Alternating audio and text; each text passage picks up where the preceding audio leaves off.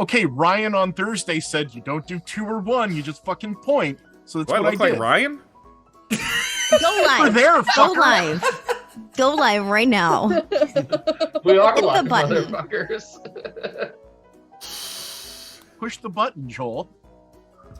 We're live, guys. Yeah, What's I know. up, We are party on the people? internet. Welcome to Are we on tonight's the internet? episode of A Sinner's Dream. A story told by a bunch of assholes in a Noir set. 5th edition campaign. I am your DM, Chuck. And I am dead Apparently he is defeated. Tonight's episode is brought to you by Foundry, first and foremost. The best VTT out there, bar none. It is a self-hosted virtual tabletop, if you don't know what VTT stands for. You only need to buy 1 license for it, and then you can start up as many games as you want to underneath your system, as long as you have the storage for it all. You know, yada yada yada. It's self-hosted, so you can have all your friends connect to your computer. There's this huge mod community that takes care of pretty much everything you need to customize your games, and it covers a variety of games, tabletop role-playing games across a myriad of options, from Lancer to PF2E to 5th edition. I think it even covers like 2nd edition Dungeons and Dragons. It covers multiple different editions of Vampire. It's all over the place. It's fantastic. Tonight's episode is also brought to you by Forge-VTT, the best place to host if you don't want all your friends connecting to your computer and seeing your browser history like me. So it's fantastic. It's fairly cheap for what it is. You have plenty of, storage space. I think the lowest tier is only like $5 a month or something like that. $4 a month, something super cheap, super easy to get into. And I guarantee you'll never touch the space. I have probably a good dozen games on their servers that people from all over the world can connect to with no latency whatsoever. Go check them out, Forge-VTT. Tonight's episode is also brought to you by Heavy Arms, my favorite home brewer across the pond, apparently. With his incredibly British accent that we found out about last week. Very posh. Love the guy. We use his gunslinger here. And he has some stuff that he's brewing up for, I think, next month in anticipation. He's been talking about a gunzerker for a barbarian class. And I've seen what he's doing with a minigun, and it's fun. So we'll see how that works out. I'm multi-classing. Minigun? I am multi-classing. I already right now. multi-classed. But just go check him out. Heavy Arms. He's got the runesmithing guide, and he's got your alchemy and herbalism guide, and the alchemy almanac. Go check him out. Fantastic. Tonight's episode is also brought to you by our friends here at the channel Tabletop Audio. They have a variety of different ambiances and sounds that you can use in the background while you're playing at your tables, and for a measly, I want to say like $3 a month on their Patreon, you can get variations of their music. 10 out of 10 would recommend. I also am a fairly large fan of Michael Gelfi. He's a really great dude, does great ambiances on his own. Ranging from, high-flying cities to the deepest parts of the Underdark if you really need it, including dripping, weird, creepy sewer sounds. I'm also partial here to Midnight Syndicate, some of the more orchestraic stuff, the darker tone stuff that you'll hear. I'd say it wrong every time at this point just to see Justin's reaction, and it's fantastic, amongst a myriad of other people. And now I get to sit back and dread the next few moments of my life. JD? Well, I'm glad you asked, Chuck. Listen, so we had... I'm actually really excited today. We're really excited. It's been a wild ride here at Neg 2. With all the different variations on elf eggs that we've had. We actually just had a brief elf egg history lesson prior to hopping into this channel. And it goes all the way back, whether you were an old school boiled egger or like the elf eggs, you were part of the counterfeit eggs, neg eggs, right? We've had a lot of different editions. Well, I'm here, right off the heels of our most recent elf egg in elf space. We're coming at you with our latest edition of elf eggs. We're going to call this one just one elf egg, right? So it's you see, this is one elf egg. It's got a lot of the same innate elf egg traits. we know you guys love, right? Including the ears, and it is an egg. And look, it's modular. See that? I know you guys like that, so we're really excited about this project, and you can see that even, some of the unique markings on here really indicate that this is a special product we've been working on for Really selling it here, JD. for a very long time. So, listen, I'm just here to tell you that no matter what version of the elf egg you want to use, you're gonna have to buy these ones all over again. But the most important part is that you just really can tell everybody which version you started with. That's really all that matters deep down. So, listen, I'm gonna go to Twitter because I just got a bunch of notifications. I'm sure it's a bunch of really positive feedback about a lot of these changes we just made. So, back to you, Chuck, while I check those. Oh, dice ended. Spend your elf eggs for dice. Whatever. Yeah. We have really pretty dice that we give away here on this channel for those new modular eggs that you apparently now have to purchase. So good luck. I don't know if we can call this a radio recap Run the anymore, recap. but I want to Run the hear it recap. anyway. Just do it. I just want to hear it. It's time. The ultimate aim is peace, always. Leaving the hospital prematurely against the... Having lots of fun? Believe me, I know some folks that are in for some fun. Those early bird... This is Kasmar Radio News. I am Cooper Castleberry. The Railroad Commission has informed us that the construction has resumed on the railway and it should be finished within the week. Expect a shiny new upgraded train car to take you where you need in the city in the coming month. Repairs to the Bright Spire Hotel have officially started after the attack by a notorious vigilante known as the Blue Streak. We here at KSMR Radio News are also looking to pay for any photos of the figure. In other news, the Albert twins have been named. Be sure to swing by and meet Steve Albert and Barry Sanders before they're all grown up. And now, to Bart with Sports.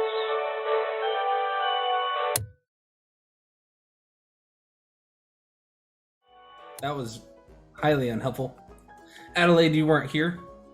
That was... Give me your notes. It's funny, Chuck, because I actually took them from last week.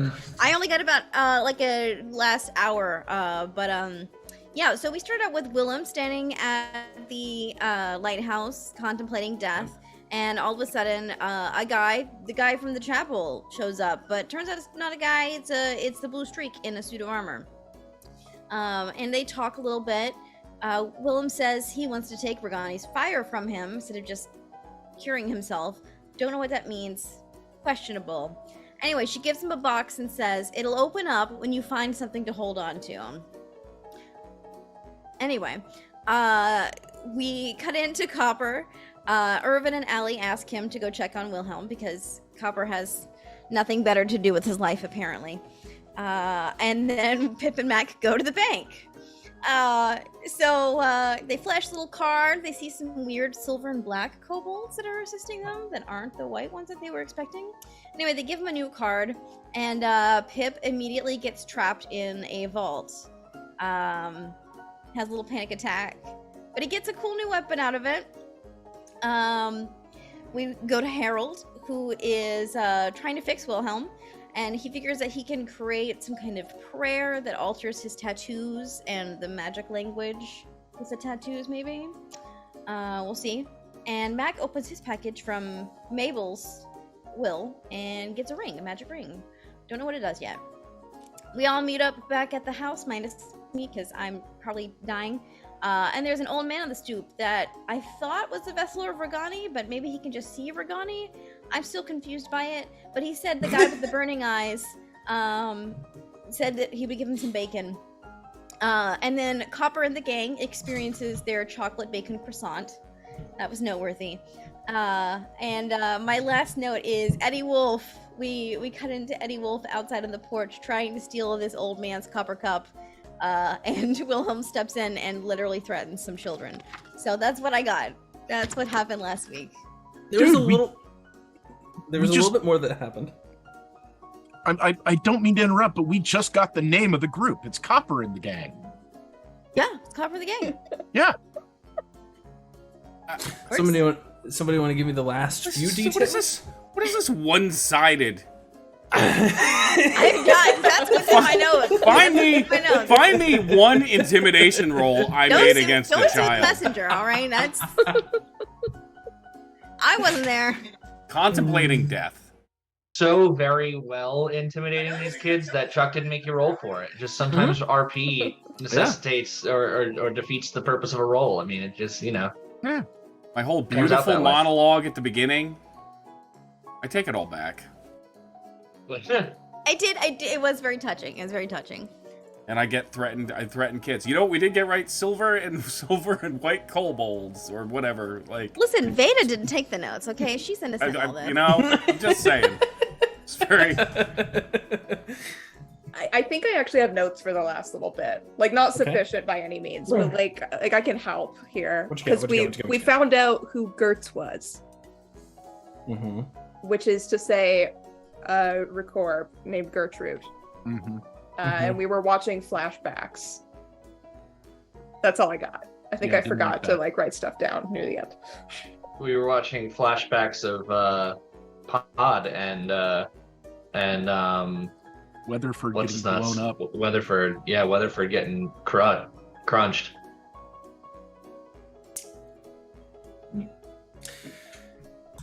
So, Veda,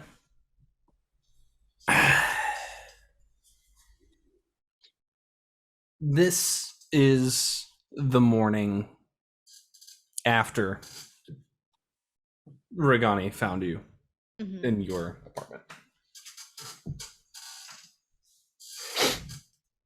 You wake up the next day with the expectation of being at work. Out at the clinic. What does your morning look like for the days that you have to go to the clinic? How many days are we talking? Like, how many days are going to pass? We'll give you 2. Okay. So she does not sleep that night. Or I guess she woke up in the morning and he was there, wasn't he? So she heads out to the clinic and does not return home for like the next 2 days. Like, she is camping out in the clinic overnight, just like sleeping in a chair or like a spare gurney, whatever. Kind of like safety in numbers, bright lights everywhere. Okay. Just, yeah, not barely sleeping at all. So. Okay.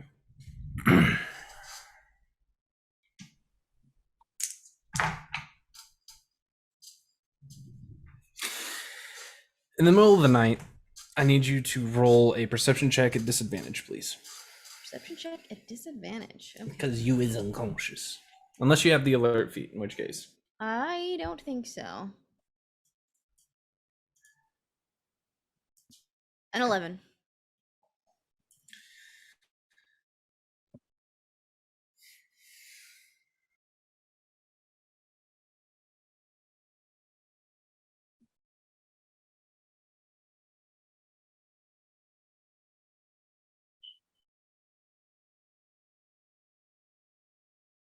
What else intimidated by Charles's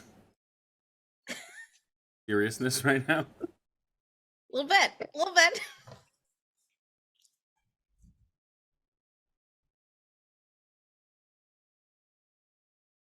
Okay.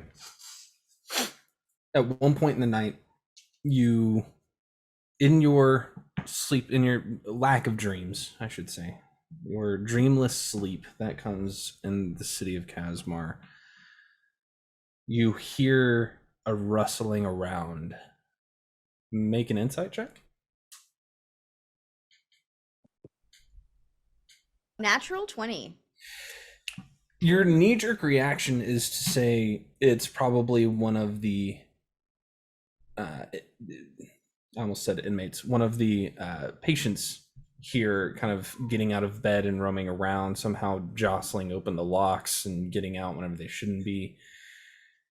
But it sounds like it might be multiple people. And as you kind of like wake up and rub your eye, look down the hallway, what are you going to do? Depending on what time of day it is, I'm assuming it's probably early morning. She'll just, hello. We try and keep it quiet here between the hours of 10 and 8. You hear in hushed draconic. Shut up. Can I help And then you at all? there's The no. secretary's off duty, but I'm still here, so. Are you going after him? Oh Or are you yeah, just she'll calling like it seems like I think she feels like she's safe enough here. So like she's not like drawing a weapon or anything. But oh, and I have my dagger of warning anyway. Yeah, I'll get up and walk around the corner wherever these voices are coming from. Okay. Stepping around the corner, I need you to make another perception check, please. You got it. Ooh. 14. Okay. You watch as from one of the shadows a trench coat figure with a bit of a snout poking out, this kind of almost ruddy red brown color underneath a large hat, stepping out into the moonlight that's pouring down through the glass. That hatch, those hatch marks on the windows, like making it almost darker than it should be, and that grayscale light kind of almost echoes off that color from the bottom across the top of that trench coat, making it impossible to see what color their feet are. The only opportunity that you had in that moment to actually see the color of the snout was whenever a cigarette burned for a moment. Oh, and no smoking here. We have oxygen machines. You might explode the hospital. Could you please put that out? Actually, my nose is quite sensitive as well. So. Yeah, sure. And they stick it up against the wall and kind of snuff it out on the wall. All right, that's fine. Stick it into a pocket. Can I help you?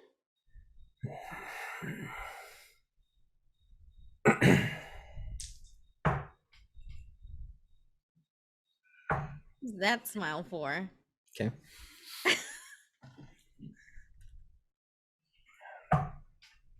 Someone sneezes in the hallway, kind of on the backside of this figure. Nah, I think we're okay. We found the room that we were looking for, but I guess it's after visiting hours. The Thank kids you. kill him. Which room were you looking for? Exactly. Johnny's. With her rolling over your insight. Big old fat lie. Johnny's. Well, actually, Johnny's not on this floor. Johnny's just above. I can take you there if you'd like. We're okay. Thanks. And you watch as like the bottom half kind of turns a little bit before the top half does. I'm dashing forward and around them.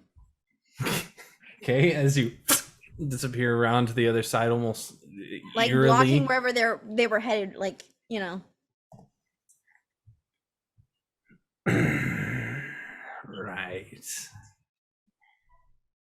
And you see a silver glint of a barrel come out from the center of the chest as a small clawed hand points a pistol in your direction. The hand's still in the jacket pockets.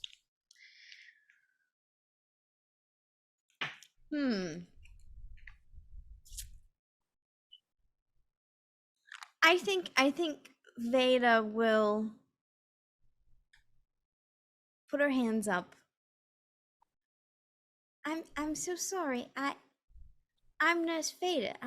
Is there anything I can do to help you? No, Totally I'm only bluffing. gonna say this Definitely once. trying to bluff this. Okay, make a deception check, please. It's not my forte, but we'll see. Maybe we'll get lucky. 19! Check.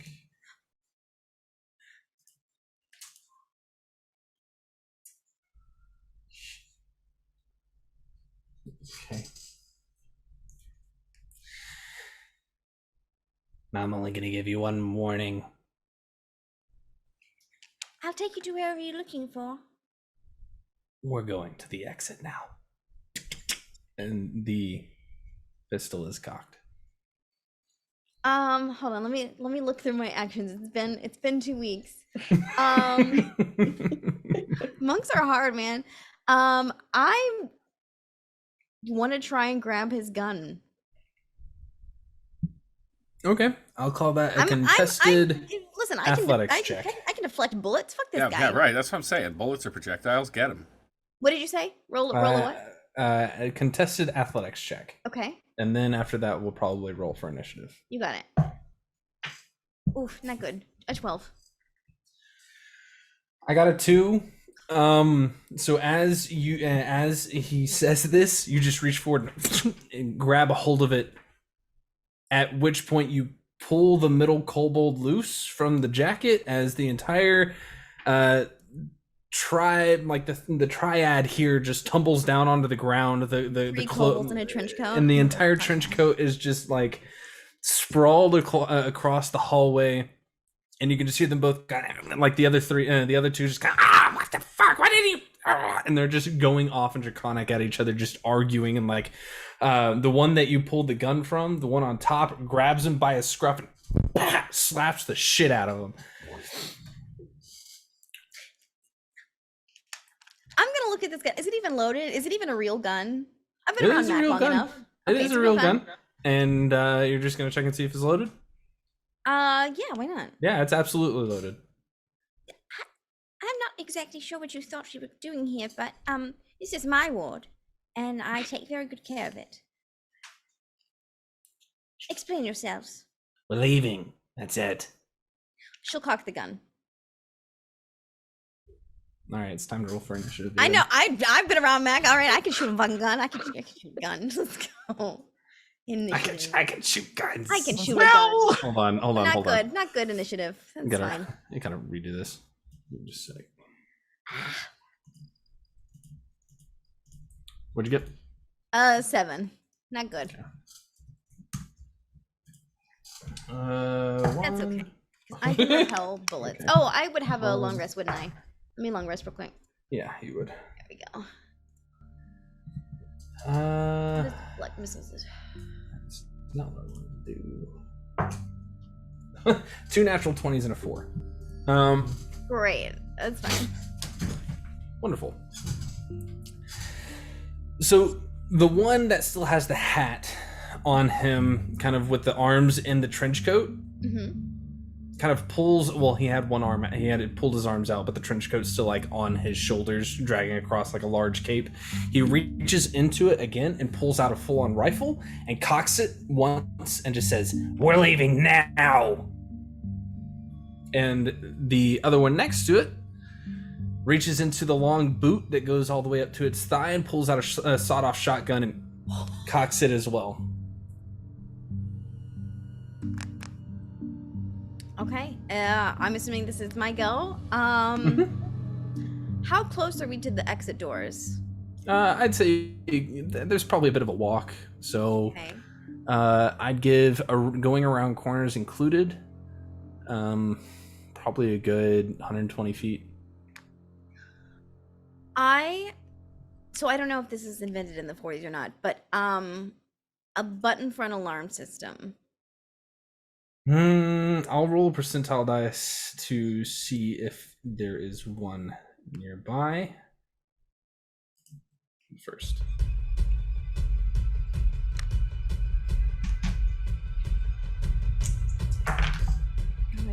I'm gonna re-roll that and I'll tell you. Okay, if it's below if I roll below a 25, like a 25 and below in Foundry, okay, there's a button nearby. Okay. We'll say it's within range for this round. I haven't even decided if I'm using it or not. There is not. It'll be okay.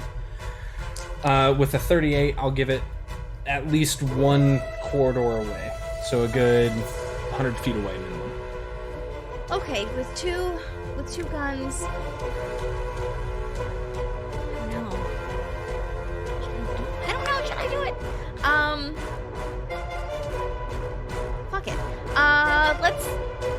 attack. Why not? Why not? You gonna shoot this pistol?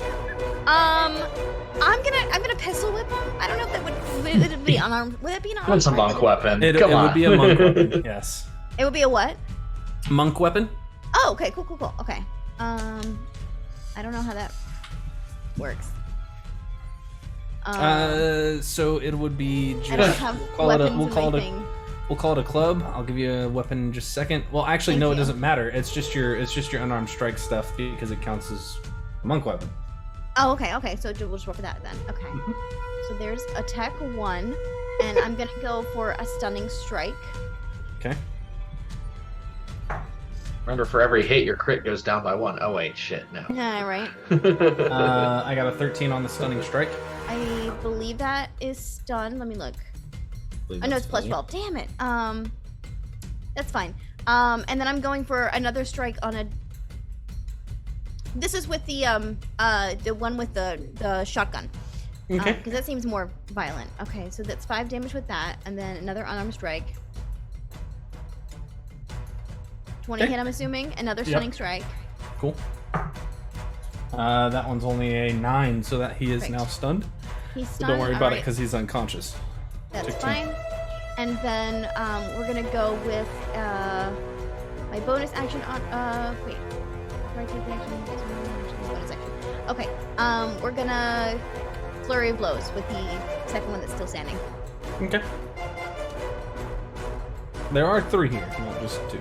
Yeah, no, I know. I took the gun from one of them. I'm going for the other one with the gun. If that. Alright. So 24 for the first attack, and a 20 for the second. 25 for the second. Okay. He's a little bit tougher, Okay. and after you punch his friend, he shoots. And Are they gets- within 5 feet? Probably. They wouldn't have been in this instance. You'd have had to jump across. They had either side of the hallway, so they were about 10 feet. Oh, there was right. Oh. There was okay. There was one behind him. Damn. 19 to hit. Yeah, that hits. Okay. Snare those missiles. Working on it. 9 points of damage. Okay. Do you want to try and use your reaction to? Oh, this is for Catch a the bullet? stuff. Yeah, let's do it. Fuck yeah. Oh my god. All right. something's happening with Foundry. Lord. Let's see features. Deflect missiles. Okay. Do I Yeah, I roll? always forget what it is. You roll something, and I can't remember what it is.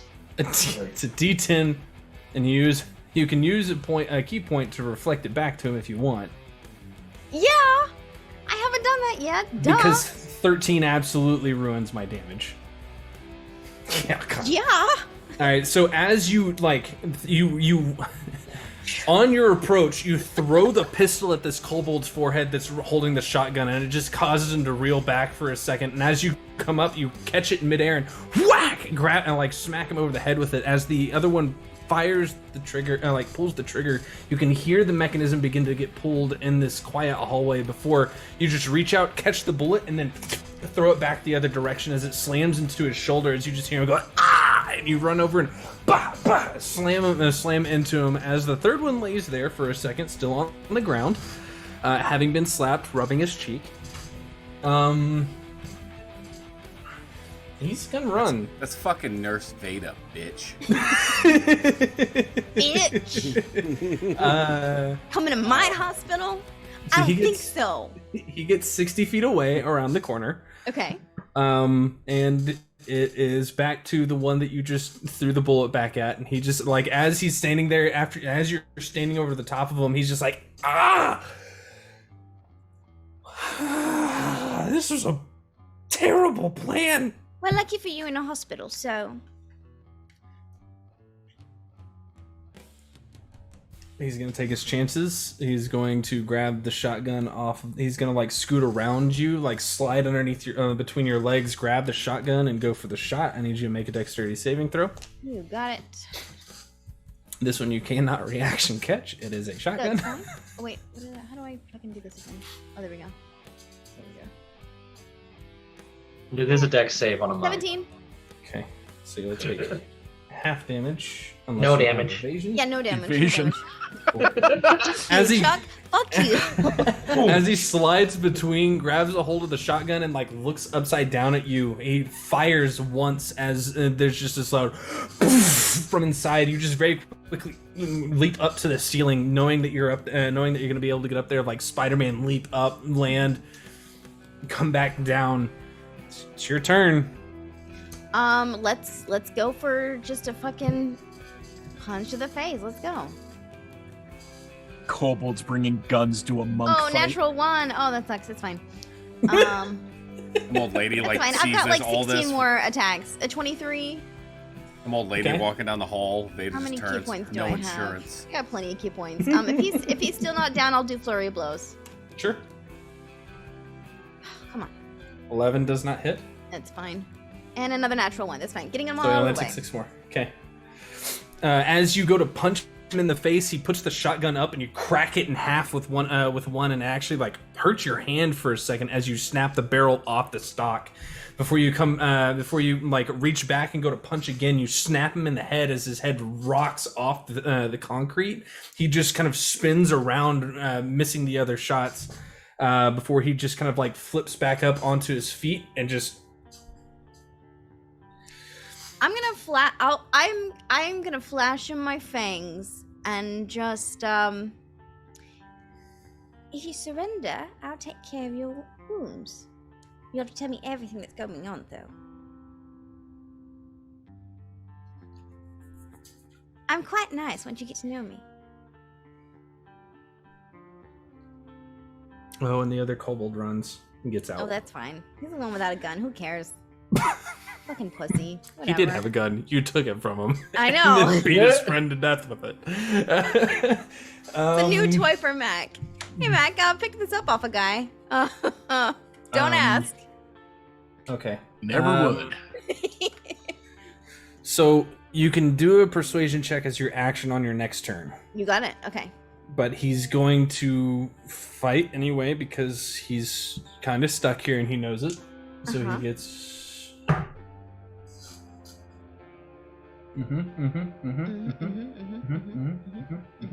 12 to hit? No. Okay. Not even in the slightest. He just and goes to punch you and you just catch his fist. It's just, you say everything you do. If you'd like to roll your persuasion check, you can. Let's do it. Or intimidation. Intimidation or persuasion. I mean, it's both 0 either way. She's got no charisma. 2. Oh, that was almost a 20. That was almost a 20. What? Yeah. What color are these? I'm close up. What color are these kobolds? They are a ruddy brown. Ruddy Almost brown. like okay. a bit of a red to the color, but not quite. Okay, reddish brown. I'm She gonna- adds a +0, so 2 + 0. He's a natural 20. 20, right? Right. That's how it works. That's how it works. The rifle on the ground, he scoops with his foot and flings it back up to his free hand, and he's gonna cock it one-handed and fire at you at disadvantage. Fine. I ain't scared. I just faced Bragani, okay? Then 16 to nothing hit? Scares me. No. Okay. He like flips it up and like the lever action cracks off before he and you just very briefly scoot to the side as it shatters a light overhead as it begins to flicker. It's your turn. Okay, I am reaching for his arm and just doing that classic behind the back grapple kind of thing. I Okay. don't know what that would be. And just an athletics check. Chicken wing. You got it. Chicken wing. Yeah. 12. I got a 5. So you Fuck just kind yeah. of like pin him to the wall. And at this point, other your other nurses are starting Right. to stir a bit as they come down the hallway. You can see one named Ellen just kind of like, what's going on? Everything okay? Oh yes, call the police. The other one's running. You saw someone running. Did I You knock should- one out, or did the other two? Yeah, no, both- one is complete. Like he's got like blood coming from his forehead from the pistol whip that you threw at his forehead. And I would fetch a gunny as well for that one. Yeah, well, you got it under control then. Oh yes, quite. So I'm gonna end combat. because I don't think he's gonna be able to get up. The whole hospital is run by vampires. Like, why would anyone ever? Why would anyone ever? Yes. Why would you even try? Yeah. Why would you even try? I bet those bills suck. It's mostly blood. Most payments are pints of blood and then some gold. I Make up for am. the Is change. this the clinic where Georgie's at? Yes. Okay, with like I'm holding this guy with one hand essentially, and I'm just gonna like button my thing with my chin and send a message off to Mac.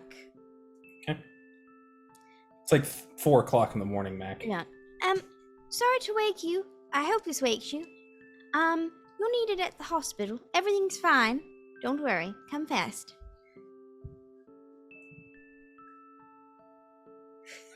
DM, was this before we went to the bank or after?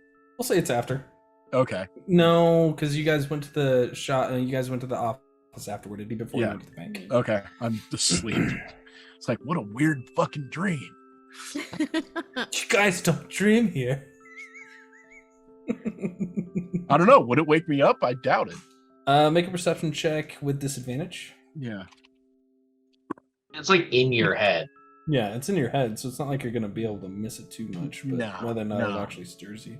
No, my perception's pretty good, but I rolled a 1, so it's a 6. Ooh.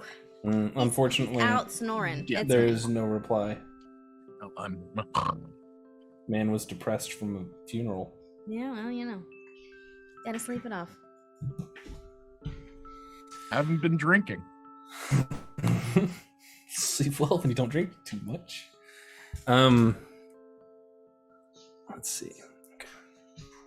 I'm gonna guide this guy to a bed, and rally some nurses to help me strap him down. He fights it the entire way, just like struggling against it, but you're just I got muscles. yeah. Little monk. It's a vampire strength. Yeah, that vampire strength coming around.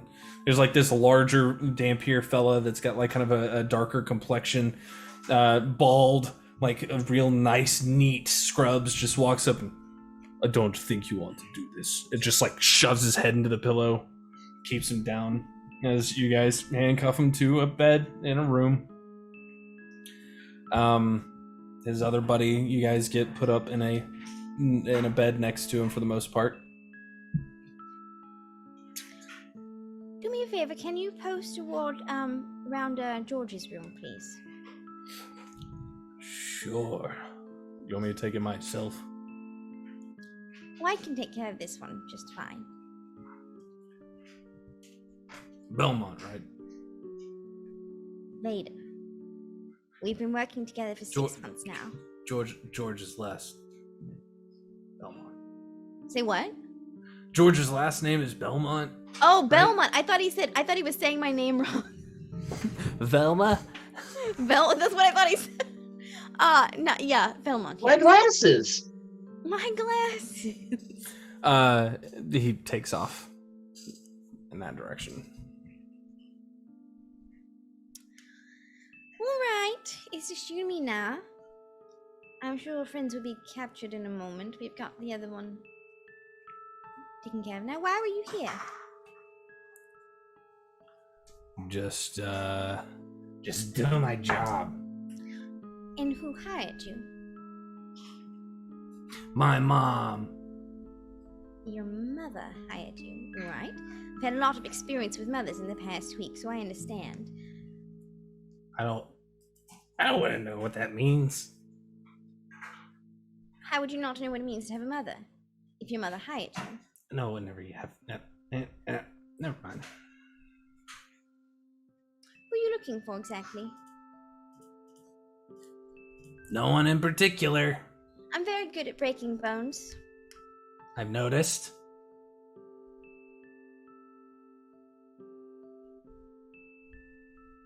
She'll walk over to the bed and He spits. I've had worse, trust me. I'm a nurse. She'll grab his foot, like where the ankle bone meets. Not breaking it yet, Okay. but just twisting a little bit. Okay.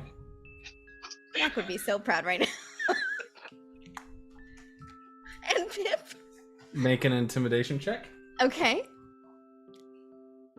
Well, I think Wilhelm would feel slighted about you threatening a child.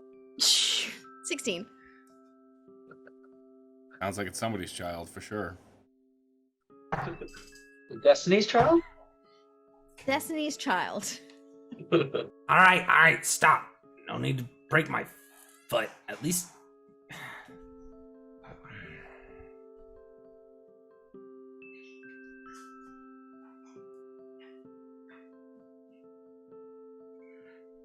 Silence. Break it. Make a medicine check If he's not answering me. with advantage.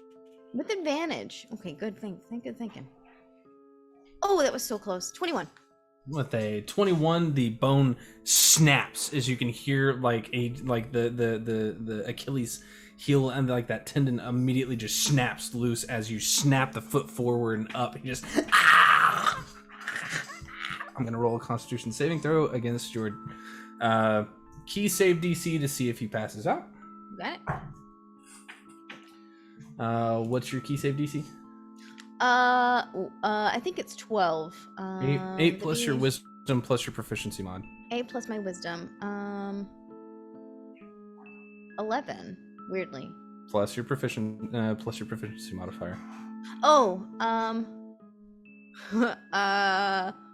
15. 15. Okay. He passes out. Okay.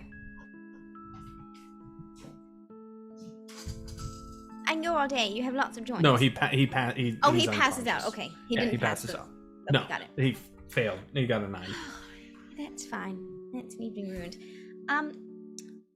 Could you fetch some lime jello, please, and just have it out for him when he wakes up? But she'll leave. The nurses there are just kind of like, do we need to fix his foot, put it in place? Oh yes, but that'll wait until the morning. It'll be fine. Swear to me. You won't die. Very well. If you say so. Like I said, the lime jello, specifically the lime.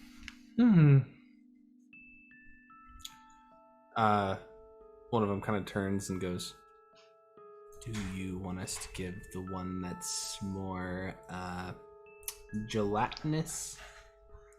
Oh, you know exactly which one I'm talking about. Very well. They walk up down the hallway and away. I'm so fond memories of hospital food. What the fuck? I was just gonna say that really does create an image of hospital food. Oh, I know. I know. Literally a gelatinous cube. Stat block and everything.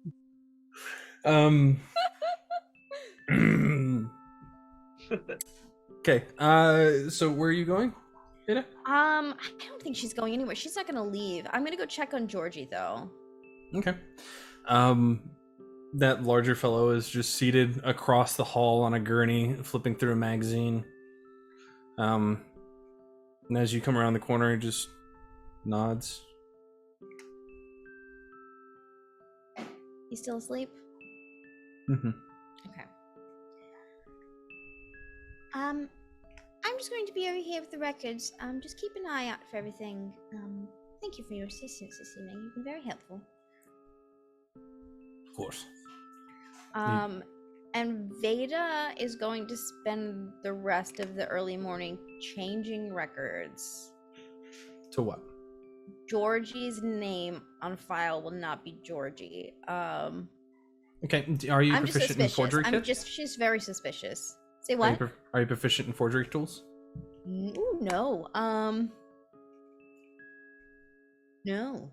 Okay. I can have it sent out though. I don't know. Fuck it. I got alchemist supplies and herbalism kit. That's it. All right, cool. If that's the case, then I need an investigation check followed by a sleight of hand. Sleight of hand investigation. Okay. Okay, 17, and then sleight of hand is an 18. What are you changing the name to? Because I need to make that note. Irvin. What's not Irvin's last name, but the guy that he's staying with? Finwild? Finwild. Irvin Finwild. I don't know if that's Irvin's last name. It may well be. It's not. You've known it. You've Okay, heard perfect. it Irvin once. Finwild. Why can't I edit this?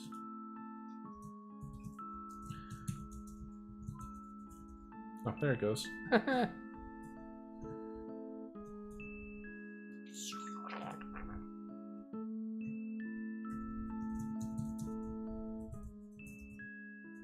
Okay. With that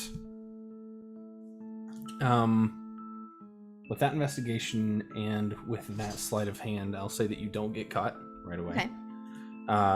As a couple of nurses kind of come into the record room a couple times to gather a couple of different charts. You recognize them as kind of like the front desk people looking for information on a couple of different people, but you keep your back to them and kind of individually white out the names and write in Irvin Finwild fairly rapidly in a similar hand to that originally wrote them. Okay. I think that's all Veda's doing until Mac wakes up. Okay. Yeah. Next day, Mac, your sending stone is blinking, indicating you have a message.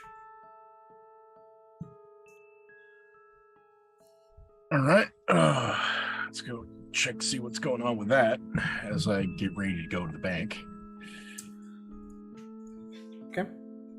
We'll say that you have like a day before you have to get to the bank just to make sure that this fits timelines. Oh, okay. Hear the message, and even without replying, immediately hail a cab and head to the hospital. Okay. The police do not catch that third kobold. Okay. I rolled percentile to see. But we got the 2 at the hospital still. Mm-hmm. Okay. As you pull up to the clinic, there are 2 cop cars still sitting outside, kind of in that horseshoe turn. But other than that, it looks like business is normal as usual.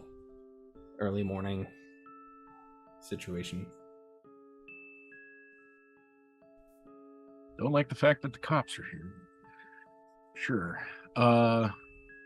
I'll head in and ask if Veda Bennett's working.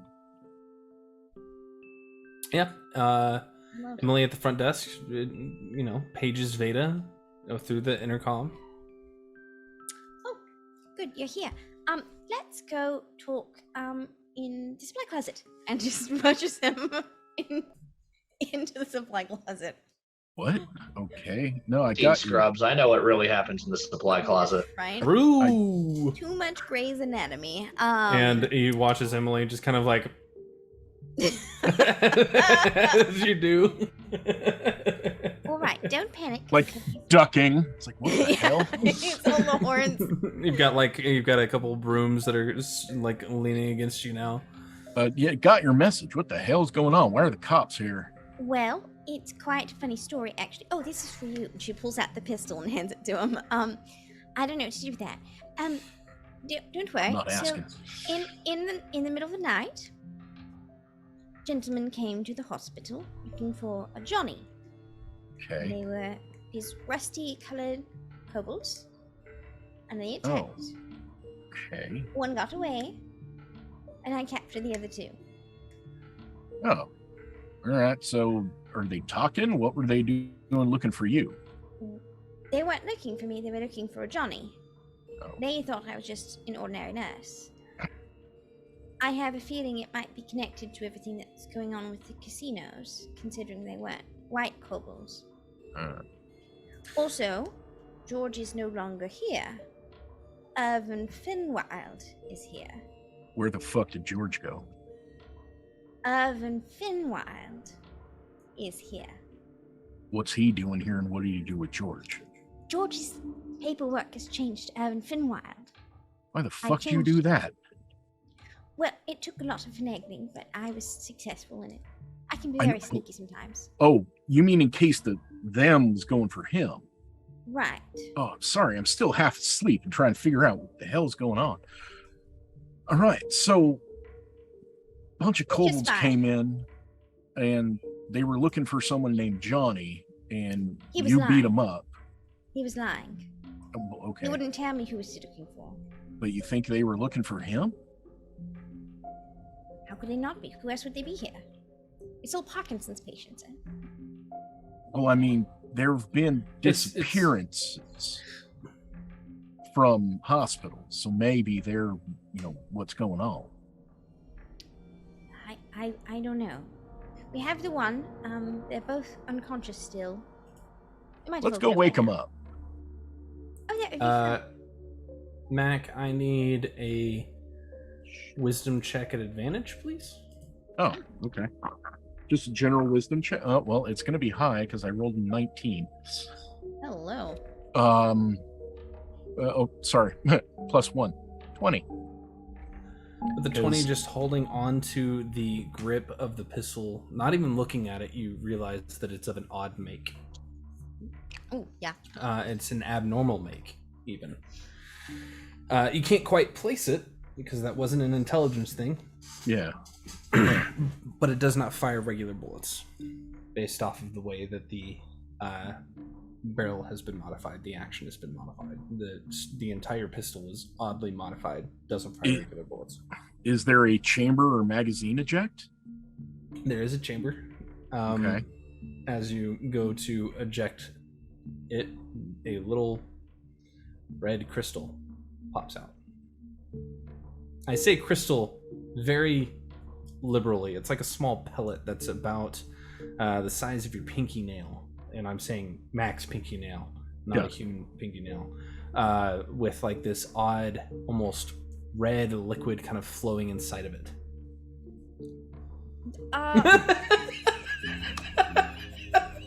Fantastic. Take Great. inspiration. Love Fuck, it. I wasn't ready. All right. Well, that's interesting. Kasmar's newest treat, new gushers. Let's I pocket the pistol and the gem separately. Let's go talk to one of these guys, specifically the one that was handling this. Oh, he's fled. Oh, Got hell. away. Well, maybe one of the other ones will know. Which one is more likely to talk? Well, I broke one of them's ankles. Good. Let's go talk to him. All right, it's fine. She'll lead As you guys get to the Following along. the room that they are held in, the two were creatures kind of standing there. You see a boar and you see a poodle, standing there, waiting, arms crossed. I'm here to question this Satan. We've already Private. got a detective on it. What do you want? Well, you've got one of your detectives. I'm a different kind of investigator. Got your paperwork. We've hired him from the hospital directly. Sure do. Pull out. Yep. Make a deception check, Veda. Yeah. With advantage. I don't know why I open my mouth sometimes. With advantage? Okay, ooh, that's good. Okay, an 18 to start. 18. Okay. Yeah, here you go. Perhaps you've heard of me. He's from Weatherford Hole directly. The Sure. Weatherford Hole. Sure. And just kind of like pushes the paperwork back in your hand and opens up the door, letting you two in. Cool. If you hear something kind of hinky, don't worry about it. Just shut the door and lock it. You hear like on the other side, the fuck does hanky mean? And he looks at the other guy. I don't know. Is the kobold awake? No, his foot has not been set. It is currently folded over on top of his shin, and a bit loose. There is a bandage there to keep it from bleeding out, and you can see he's already been set up with an IV in his handcuffed arm. And the other one is laying there, just like, we'll make an insight check for me, please. And considering Bloodhound, do it at advantage. Well, 18 plus 8 is a lot. That is a lot. Yeah, that's 26. So, yeah. As you come in the room, the one that was originally unconscious is like rolls over a bit, and it's just a little too fast. He's definitely faking sleeping. Okay, cool. I will take off my hat. So my new hat. Yeah. By the way, just kind of look at the ankle, look back at Veda, kind of like just lean a little bit down toward the other kobold and go, Miss Veda, they really had the audacity to bring guns to a monk fight, huh? Well, that's too bad. It'd be a shame if they were sleeping that soundly, because, I'd hate to wake one up like this. And I just grab the other kobold and flip him over. Hi. And there's like a big welt in the middle of his forehead with like a crossed over bandage in the center. I got 2 questions for you, and they, better be answered truthfully. Number 1, the fuck were you doing here? Number 2, pull the pistol out. Tell me about this.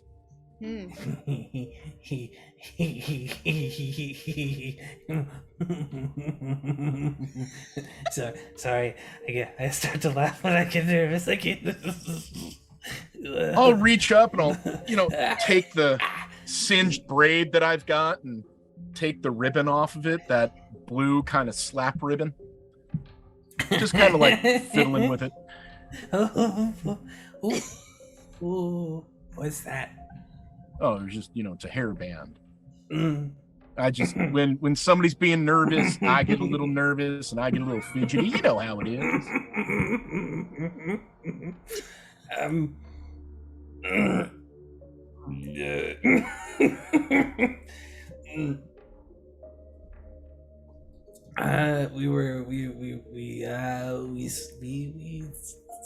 And he looks over at the other one. Stop it. We were here to the facial expressions. Veda told them not to treat the patients, but they accidentally gave this one Novocaine. Or nitrous oxide, one or the other. Oh my god. We were here to still kids. I don't know what I'll put my hand on his foot again. Just gently. It's the other one. It's not the same one. It's not the broken foot one. It's the one. Yep. Okay. So you're gonna put. He just kind of. He like yanks it. He goes to yank it, and you just hold it in place. And he's like. And then I'll look at the kobold. Look at Veda. Look at his foot. Look at the other foot, and then look back at him. You're just still kids. I don't know what to tell you. Just like, let me go. Okay. I don't know. So she was saying that you were looking for someone named Johnny. I don't speak for that guy. Probably. I don't have a name. It's not like I have a roster. Were you the head, the body, or the feet? I was the body. I had the gun going through the thing, and he kind of like points, he like makes the motion of him pointing through a chest. Well, the 3 of you actually look alike. I was told your mother was the one that hired you.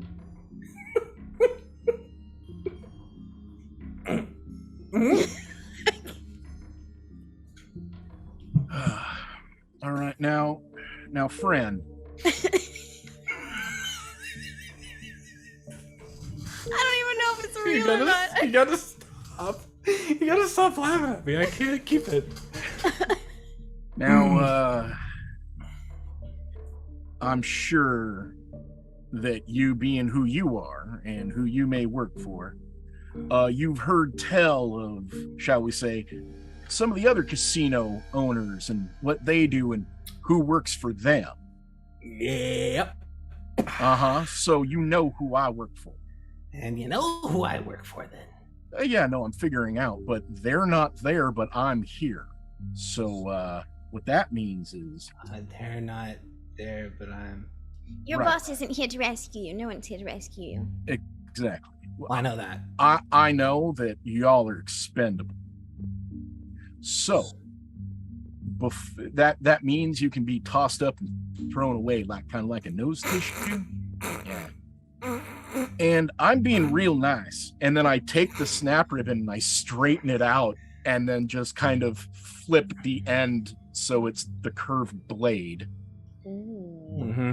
I love it. And I'm just kind of, so how about we drop the laughing and we get real serious for a moment? You explain to me why you were here before I stuff that pillow into your mouth so you stop laughing. You won't scream as I slowly carve scale after scale off your body. And I grab the pillow. I told you I have never laughter. I can't help myself. You're about to help yourself a lot better if you start fucking talking right now. I told you we were just here to pick up a kid. Didn't matter who. A kid. No, it's just what it says. A kid? You were here to pick up a kid. Yeah, probably.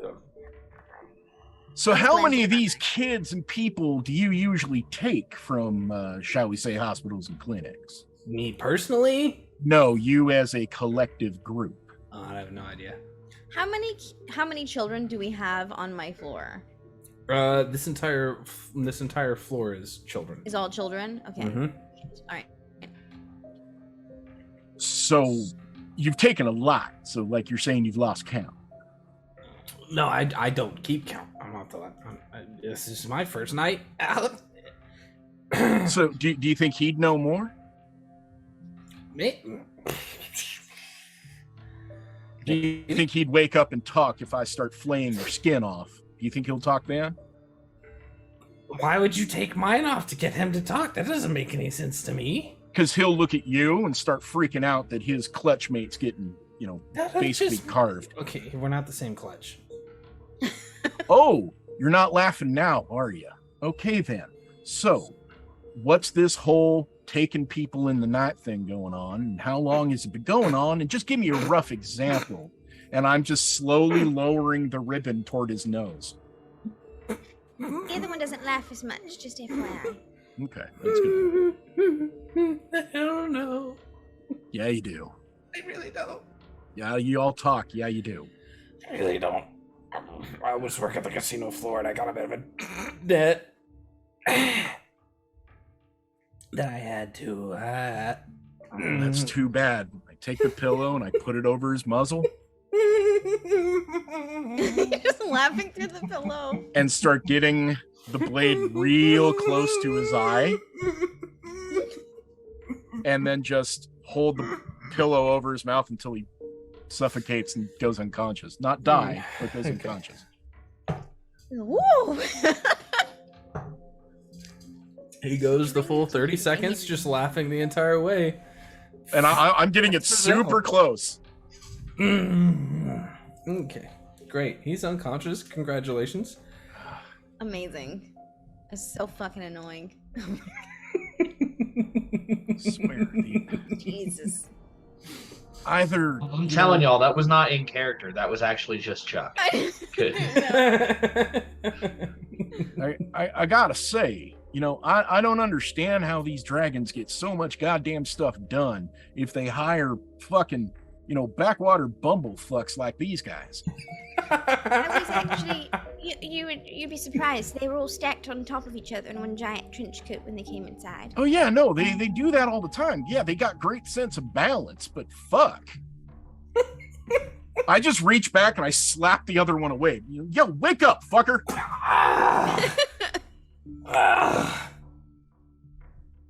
How's your foot?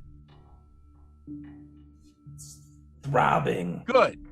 You see the guy right there? I'm this close to carving his scales off one by one. Was so he you laughing? talked to me. He was. It's fucking annoying. I don't think you're a laughing type, are you? Good. Not exactly. So, I got 2 questions. Who were you looking for? And what the fuck is about this gun? Answer them truthfully, please. We don't have specific targets. We go. So it's just fucking grab anyone then. We get out. Got it. All right. How long has that been going on? God. Yeah. Of course you don't want to get caught. Let's see if he actually has a timeline. Okay.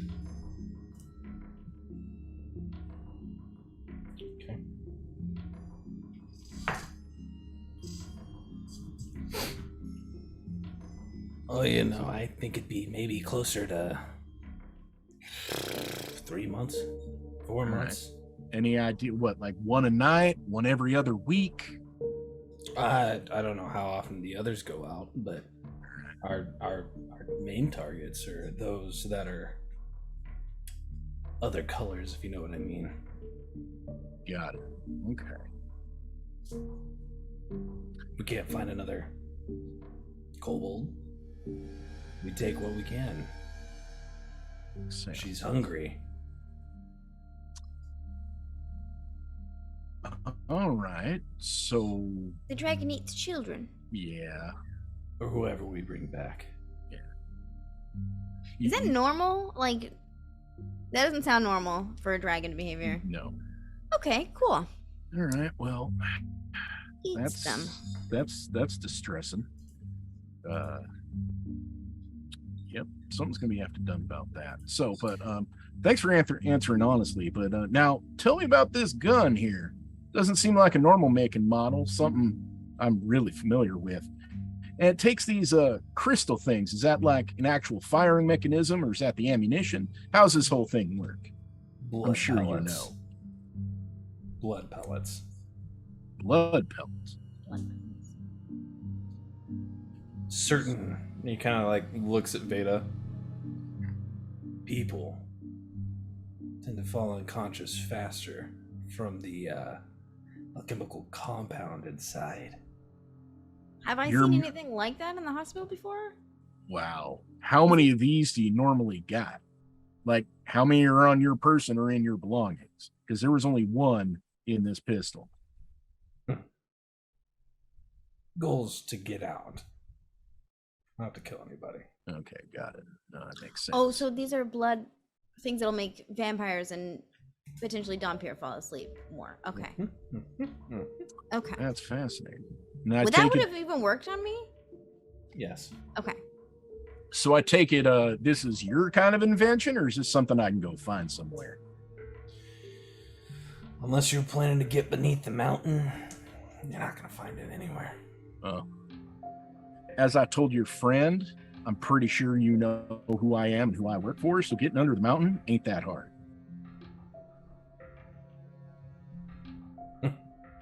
We've been there before. Yeah. So, that's too bad. At least you answered questions, because, I was kind of investigating all the disappearances that were going on here. And, yeah, that gives me a couple good leads. Make a perception check, both of you. Oh, shit. All right.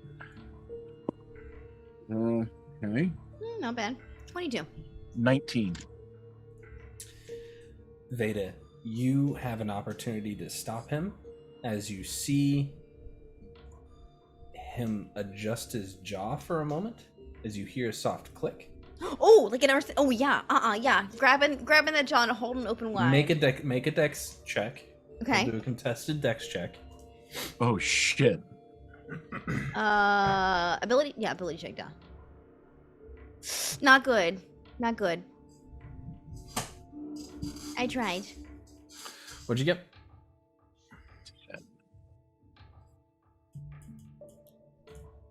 Yeah, no. You got a 12. As you go to grab a hold, he just and you watch as his mouth begins to glow a bright red. Grab the pillow and cover it. I'll allow you to make a dex check now. Oh Jesus. Oh wait, to explode? Oh, okay. I have okay, that'll be a 24. I have proficiency in dexterity. Okay, with a 24, you very quickly grab not just one, but 2 pillows, including the one from behind his head, as you just slam it down on his chest, or onto his mouth, and you watch as he just kind of like writhes in pain as you watch his, the veins underneath that ruddy red scaling become bright red, and then suddenly begins to melt. The veins pouring out of his flesh, leaving small trenches along his arms and legs. And as you pull the pillows away, you see just this burnt bed and burnt cheeks going all the way up. You see what should have been his eyeballs are nothing but husks. That could have gotten very nasty very fast if that all came out. Oh, shit. Miss Veda, I think you should do a good thing and give that unconscious one a good dental checkup, if you get my meaning. That's very... Yes, she'll rush over and just, Make a medicine check with advantage now that you're aware of it. Okay. Perception. Just start pulling teeth out. Just grab some pliers. And just... No, I said a medicine, but we'll take perception. Oh, medicine. It's the same. Plus a same 7 score. either way. Yeah. So at the 16, as you're kind of like pouring down underneath and go, like you just pull the hands open and begin to start like digging down into it, you find a single one of those, like one of the molars. Mm-hmm. You take a second, make a sleight of hand check. Sleight of hand. Oh God, please don't break it. Ooh, and 13. It's you take your time and it's a little difficult before you pull the tooth out, and it's made of that same crystalline structure that the pellet is that Mac has. A little bit covered in blood now, but you can see this roiling orange liquid on the interior. Different from the stuff in the pellet. The stuff Just in the made pellet of the is same red, material. and almost like as you're kind of like looking at it now, you can see there's a bit of a gaseousness to it. Blood, fire. Wow. Okay. Harold find this very interesting. Yeah. And Pip, but let's not give it to Pip. No. Ever. He does not need to know about this. Right. I do suggest that you leave the two of them in here together, because he's going to get real freaked out when he looks over, sees him, and realizes his tooth missing. And I kind of want to put up a record just to watch that. There's one in the corner already. It's just currently red, turned off. Yeah, we'll turn it on. Why not? Entertainment for later. Yeah. Right. Well, at least they weren't looking for a certain someone, and that gives us a lot of information about what that, Red Queen's doing. Mm-hmm. Catch my drift. Mm-hmm. Yeah, it doesn't sound very good. No. I've never heard of a dragon eating people before. Yeah, that's kind of uncomfortable, isn't it? And especially that they have the technology to make bullets specifically for things like me. Yeah. Regani would be very interested, I think, to hear that. Oh. Right. No, he's got like fire and shit, so I don't think he really cares about. Yeah. No. But yeah. Are you safe though? Everything okay here? Oh, I'm fine. I didn't even... Well, I took a bit of damage, but, I'm fine. No, I didn't take... No, because it was negated to 0. Yeah. I'm fine. Perfectly fine. All right. I don't know. You said... Hair's a little out of place. That's all. I'm a bit, riled up. I'm like putting my braid back and closing up the ribbon. I don't know if I should see George like this. Pardon me, Irvin. Probably still sleepy. Irvin? He's gonna wake up quite late. All right. I do got one thing to do real quick. I unlock the door and open it up, grab the cop, and go, "That's Hinky, motherfucker." Oh, what the fuck? Didn't you check their mouths for like poison pills and shit? Mid fucking talk, he crunched down on something, caught fire. Bro, I've been here. I've been a cop for all of maybe 3 months, man. Oh, you're a rookie. Got it. Okay. Yeah. You think I want to do this? Fuck this noise. I'd much rather be out on the streets actually doing something. Oh, they got you on this beat? Oh, man, I'm sorry. Fucking saying, man. Right. Yeah. So don't worry. I took notation on this, but they have a tooth that they crack and then they catch fire really bad. The other one's been removed by the nurse here, and they're going to go clean it up, make sure it gets logged into evidence at some point. So you don't have to worry about the other one catching fire. We all good? I think we're good. Make a persuasion or a deception check, your choice. Damn it, I didn't have my guns out, so I always forget that. I can't do intimidation. It's not like you want your gun out anyway in front of a cop right now. Listen to me, cop! You're gonna give me the tooth! Swear to me! Let's see. I never wanted to be a police officer because they don't want to like do actual good, you know. They don't want to like protect people in a hospital that be roaming around the street doing whatever. It's a total of 15. I only have a +2 in either of those. He'll let you keep the tooth. Cool. Right, so grab my hat. Well, Miss Veda, if you need anything else, I'm just a call away. I'm gonna go take this to Harold. Would you mind if I stayed at your place for a little while? Not at all. By all means, just I'll take out and say, here's the key. Now, when you walk in, it's 1 turn to the left and then 2 turns to the right. Right. Well, I'll be there later this evening. All right, Try and be home when I am, if you don't mind. I'm sorry? I don't like to sleep alone in the house. Yeah, it's fine. Rooms all the way in the back, I'll take the couch. It's plenty fine for me. I've woken up there plenty of times. That's very kind of you, thank you. All right, yeah, you just let me know when you're on your way, and then I think tomorrow I'm meeting Pip at the bank. We got something to do, so yeah, just let me know when you're on your way back, and I'll head there too. I will. Thank you. All right, well, pleasure. Thank you very much. And Veda's gonna make herself busy finding an excuse of, why are these papers incorrect? Evan Finwild, I've never heard of anything like that's Georgie. Who put this in just sorry. Jesus Christ. Okay. We don't have any need to do. The next morning, Veda, actually that night, you get a sending from Weatherford requesting your presence at Larry's. Now then, before we do that though, before we have that scene, we're going to shift back to where we left off last week. You got it. Good, because I'm tired of talking. So now I have to go. Okay. We're all at the office, right? Yeah.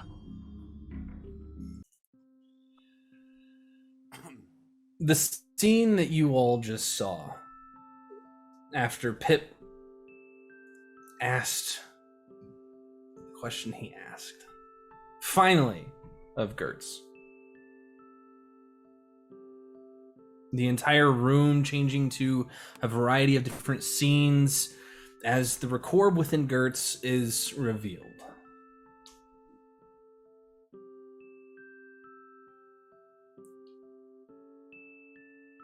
The illusion dissipates as the projection kind of begins to fade away off into dust. The dusty old office clears. Gertz still floats in the corner. The little bit of electrical facial expressions that she makes becomes a wide smile as she just says, Gertz.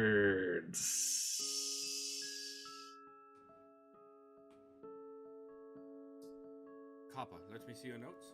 I just want to see Yeah. You wanted me to take.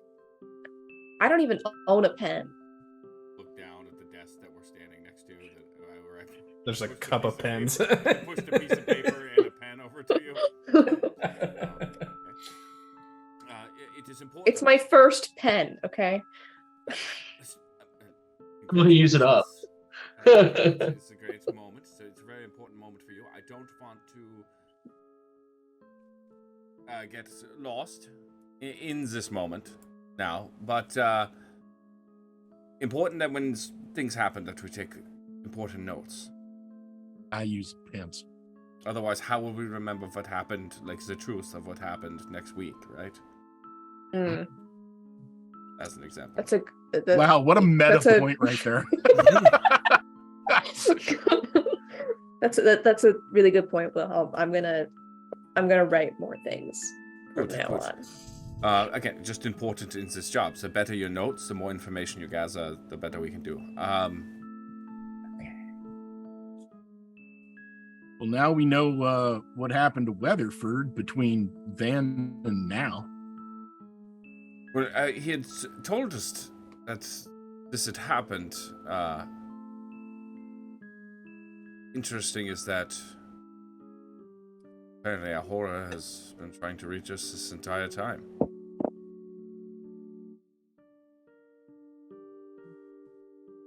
Seems to be a common theme. You really think that she's the good person all of a sudden? No. I don't know. Lesser of two evils, maybe? At the very least, at this point at least. I just, again, it is, I think intentions were good. But execution leave little to be desired. Is what is that syndrome? Right. That case that in Stockholm, yeah? Did you ever read about that? I mean, it is, we are prisoners here. And the reality that we understand is the narrative that they are painting for us. Whenever you say that, Gertz begins to like flicker from a blue to almost a bit of a purple before small sparks of red begin to kind of come out as the face turns to an angry face and she just kind of goes Gertz! And no one asked you. Flickers back to blue. Just the sadder face floats back away. Harold just looks at Gertz like, just so you know, my Ahura's better. Gertz.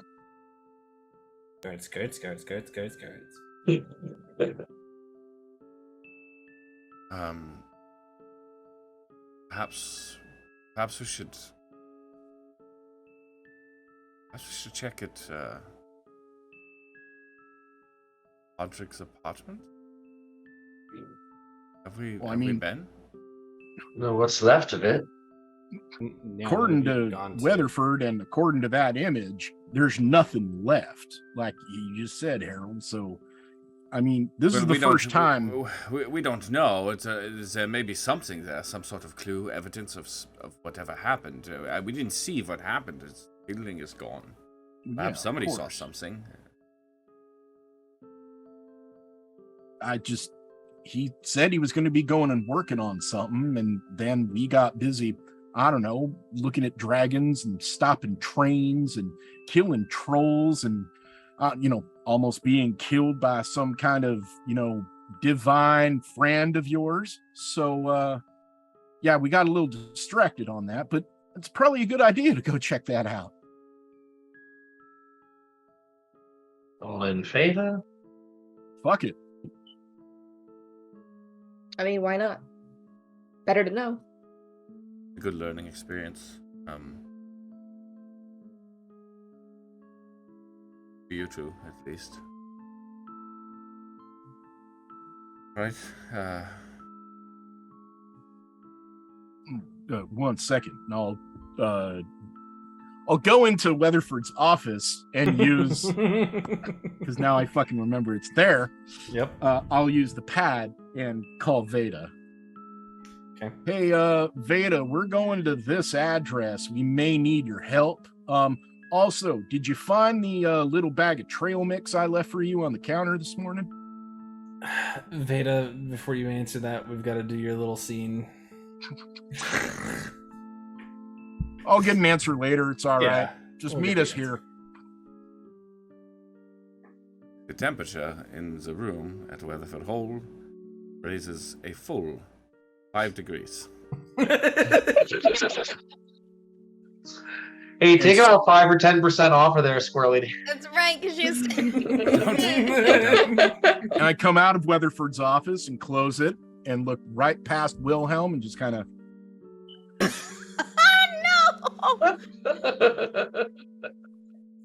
Oh, I'm Lord! the fuck out of Do this. you want to roll an insight versus a deception Kasmar check? hussy. I'm not being deceptive She's at a all. real lady of the night in so many ways. So it is this weird thing where I think I like. No. Because. But Mac? I think that's the problem, right?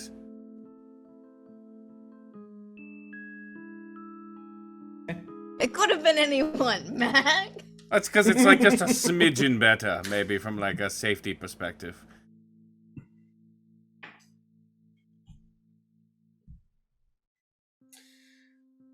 So you guys are heading to Padre's apartment. Listen, maybe she just wants that Minotaur dick. I'm just saying. Jesus, age quizzes. I think we all want a little Minotaur dick. Where's the hamster picture?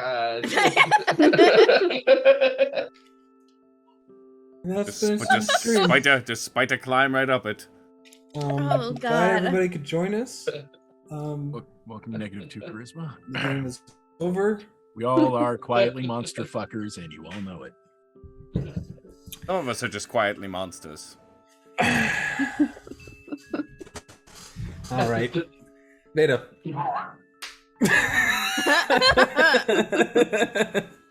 Trail mix in the morning. Oh, man. You wake up this morning after It is so Mac weird that dips. she has now slept in 3 different men's beds in this party. Yeah, it is. It's super weird, and literally nothing has happened. I've slept in Harold's, Wilhelm's, bewildering. and Mac's bed. Sure enough, he did leave you a nice little, nice for Mac put together trail mix bag with a little note that just says Veda next to it. Looks like it was ripped out of a corner of a newspaper and written on, but for the most part, it's there. 90% M&Ms.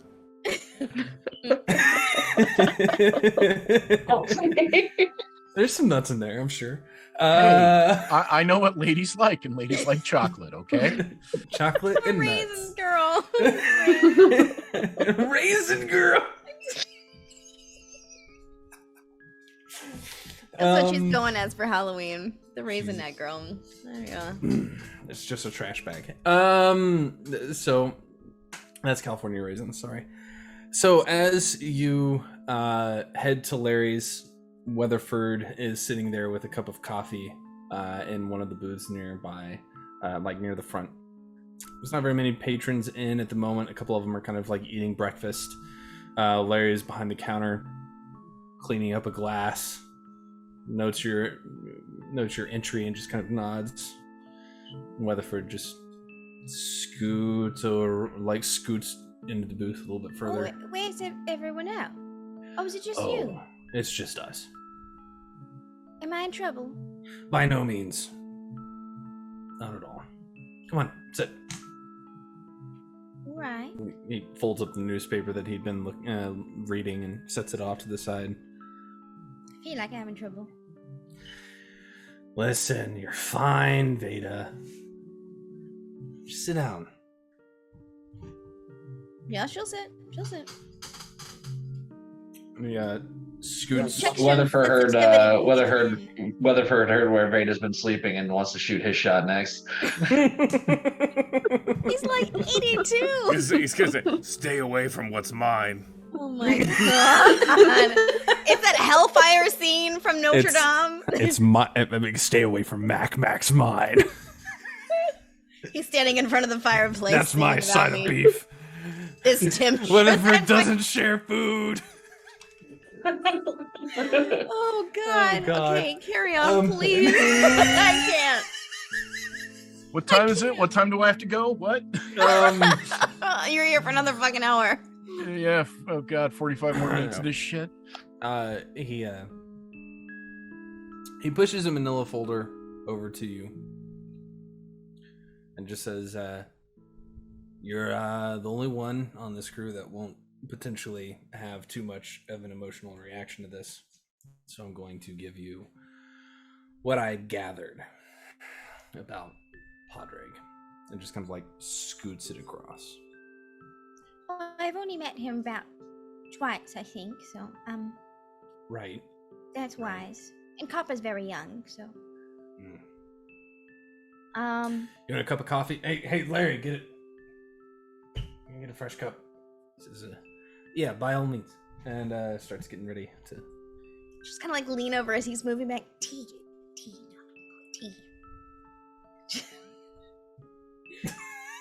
Goes starts brewing you. You should know. Larry should know better. Larry knows, like, with a coffee. No, not for Veda. Not for Veda. Yeah. Get her a glass of milk.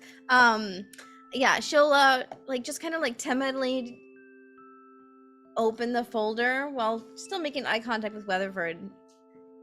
Is everything all right? I don't know. I'd like to see what you think of this. I actually didn't take the mortuary class in school, so I'm not very good at There wasn't a body. Read the file.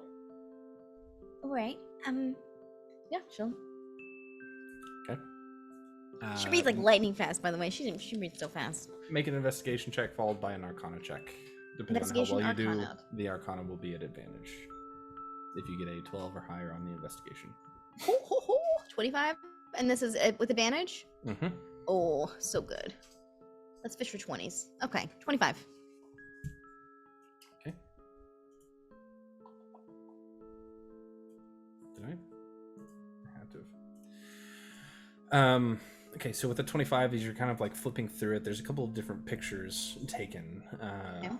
Black and white, just kind of like smaller than normal on top. You can see that there's a bunch of rubble that's been taken pictures of, where you can see two buildings, two what look like warehouse buildings, perfectly structured, and there's no issue whatsoever with either one of them. And that's the first thing that catches you off guard. If a building crumbles in the center, why were the other two not messed with? Second thing that you notice as you're beginning to start going through the file, whatever was underneath this rubble, you can see a couple of other pictures taken where the rubble has been moved aside and there is literally nothing underneath it, as if Padraig was literally never there. Padraig was literally what? Never there. Okay. So his body just like yeah, either obliterated or just vanished. You find portions of armor that you recognize as his armor. Okay. The other thing is that as you are kind of digging through it, the only other thing that really catches your attention is the fact that there is not a single picture of a figure standing on a corner across the way. You also catch that there is a little mechanical pigeon that is completely perfectly fine fluttering on top of one of the rooftops. And next to it is a small glass orb with a couple different pieces of metal attached to it. And you can see in action the pigeon actively attaching portions of the armor to that little metal orb. Or that little glass orb.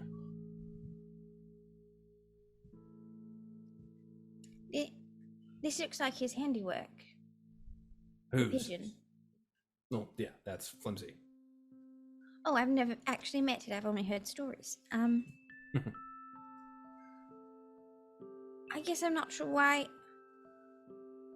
it would be taking the armor. What use is it? That's the question.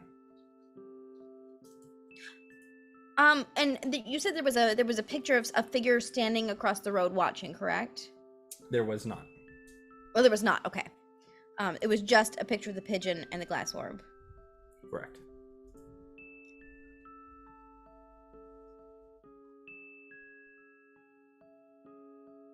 It seems very practiced.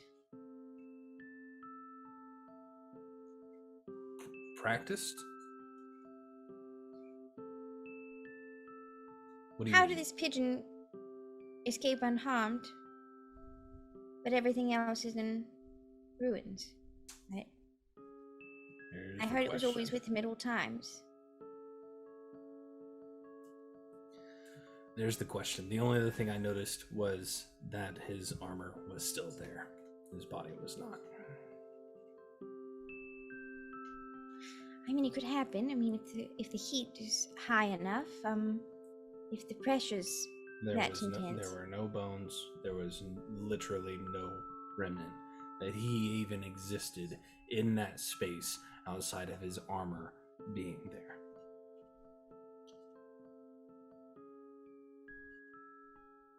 I don't know.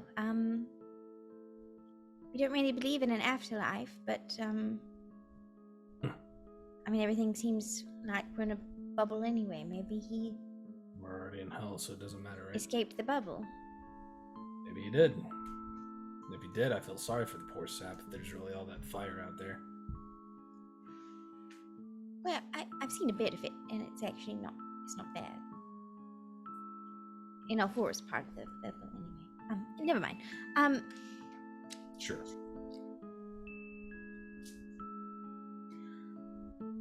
I don't know. What do you make of it? I don't really know Podrick. Would he have planned something like this? That's the thing. Even as I'm talking to you, I can't remember much about him.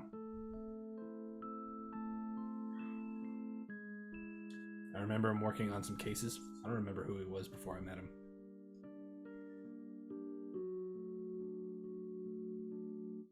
Let that sink in for a second.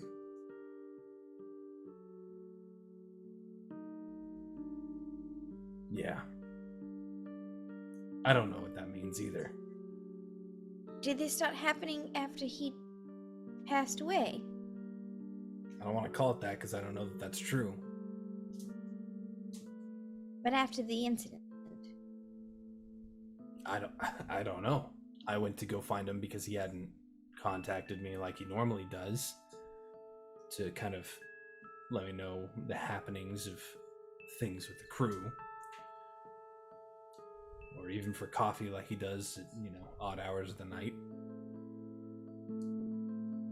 And she'll just kind of start questioning him, like he remembers Mac before they met, or like he remembers Wilhelm, remembers Pip, kind of thing. Like, yeah, no, he remembers all them. They're perfectly fine. I don't know. Harold might have a better grasp on all this. I'm not really the magical type, but I just wanted to see if you may have an opinion on the matter before I tell the guys this one. I think they'll be fine. Everyone's in all right spirits, I guess. Make an insight check. Yeah, sure.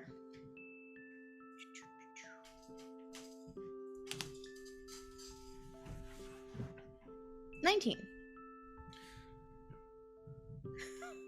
Looking at him, paying attention to his mannerisms and kind of like the way that he's talking about this entire situation, Weatherford is not okay. He is nervous, a little terrified underneath, not showing it. Nervous, like guilty nervous, or? No, like a bit more of the lack of information makes him nervous.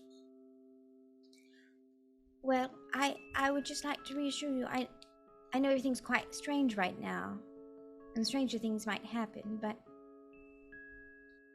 I like that show. Sorry, I couldn't help myself. Oh, Stranger Things. She's very pretty. I just... If you need any help or anything, I'm sleeping, Errol, but I'm always there at the hospital.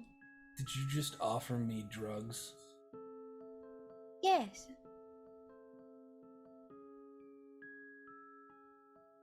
Noted. It's the nicest thing anyone's ever done. If you want the good stuff, listen, I got the hookup. Just let me show you to the supply closet real quick.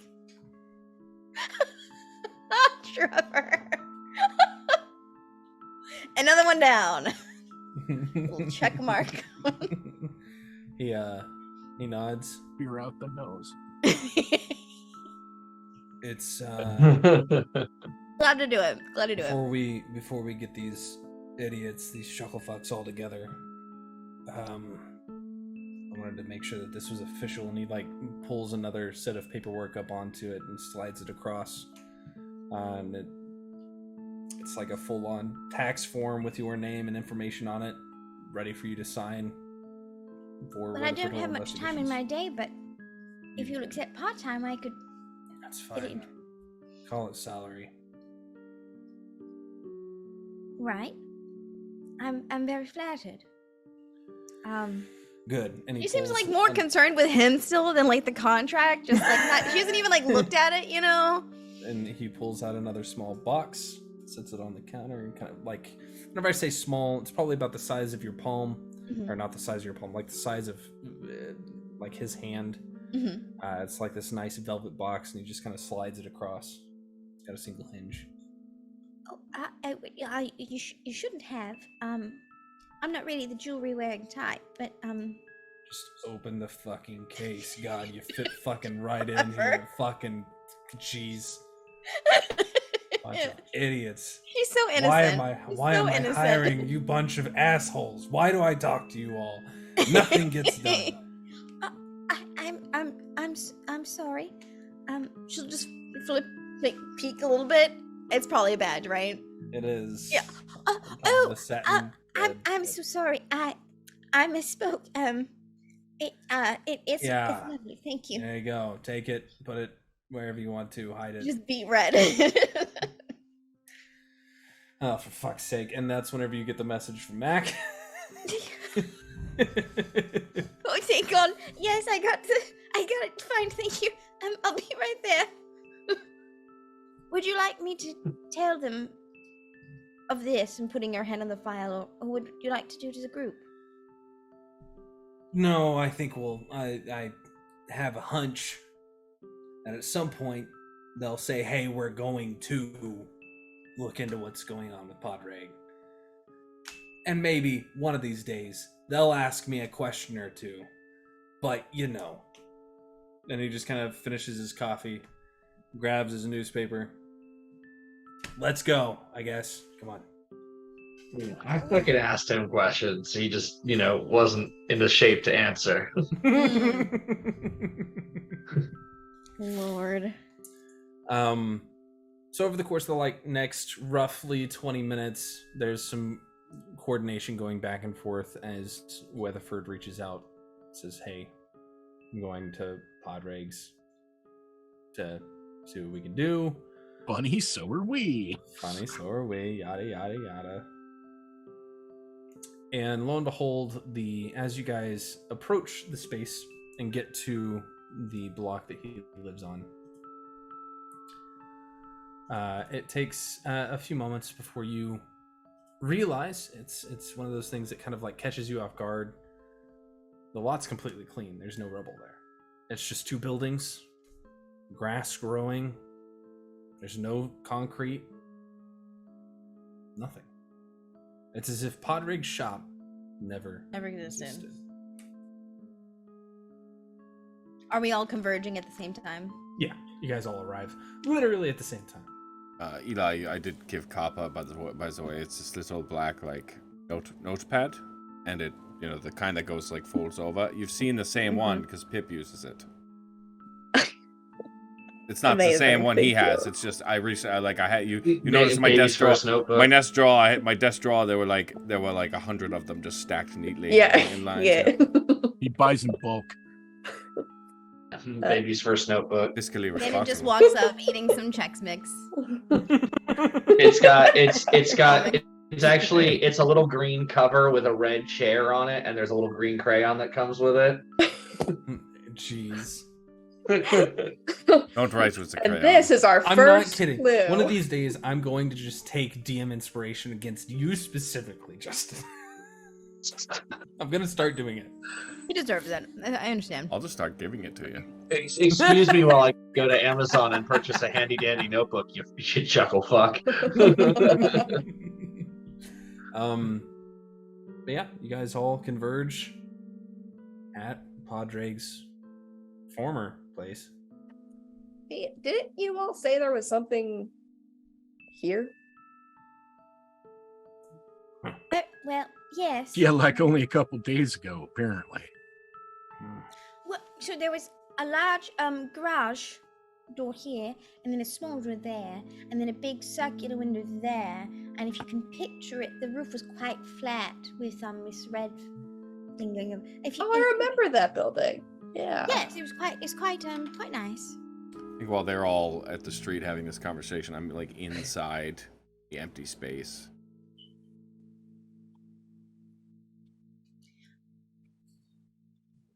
What do you guys want to do? Gertz has followed you, for the record. Oh god. Has landed. Is Gertz the pigeon? Gertz is the Gertz glass is one orb. of several. Yeah. Gertz is the Gertz is the orb. glass orb Yeah. with metal paneling and a little electrical like buzz on the interior that constantly has color because it's artificial light, with a various different faces made of electricity on the interior. So, boss, Added to cart, and it's only been a handful of days. They don't move that quick in cleaning these places up. Grass doesn't grow this quickly either. Yeah, I know. Something hinky's definitely going on here. I don't like it. Well, I wouldn't say hinky. Okay, fucking weird. I saw Hinky today. No, Miss Veda, that was yesterday. That just got worse for Wilhelm. In the grass, it all starts to wilt in about a 10-foot radius. Not super noticeable.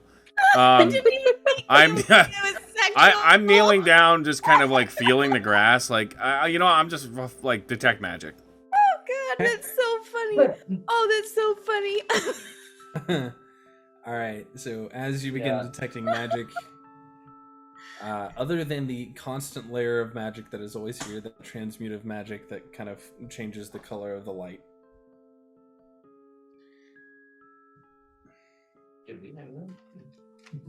You don't find anything. I scan the rooftops from where It's I'm a 30-foot standing. radius. It's over 30 feet high. Yeah.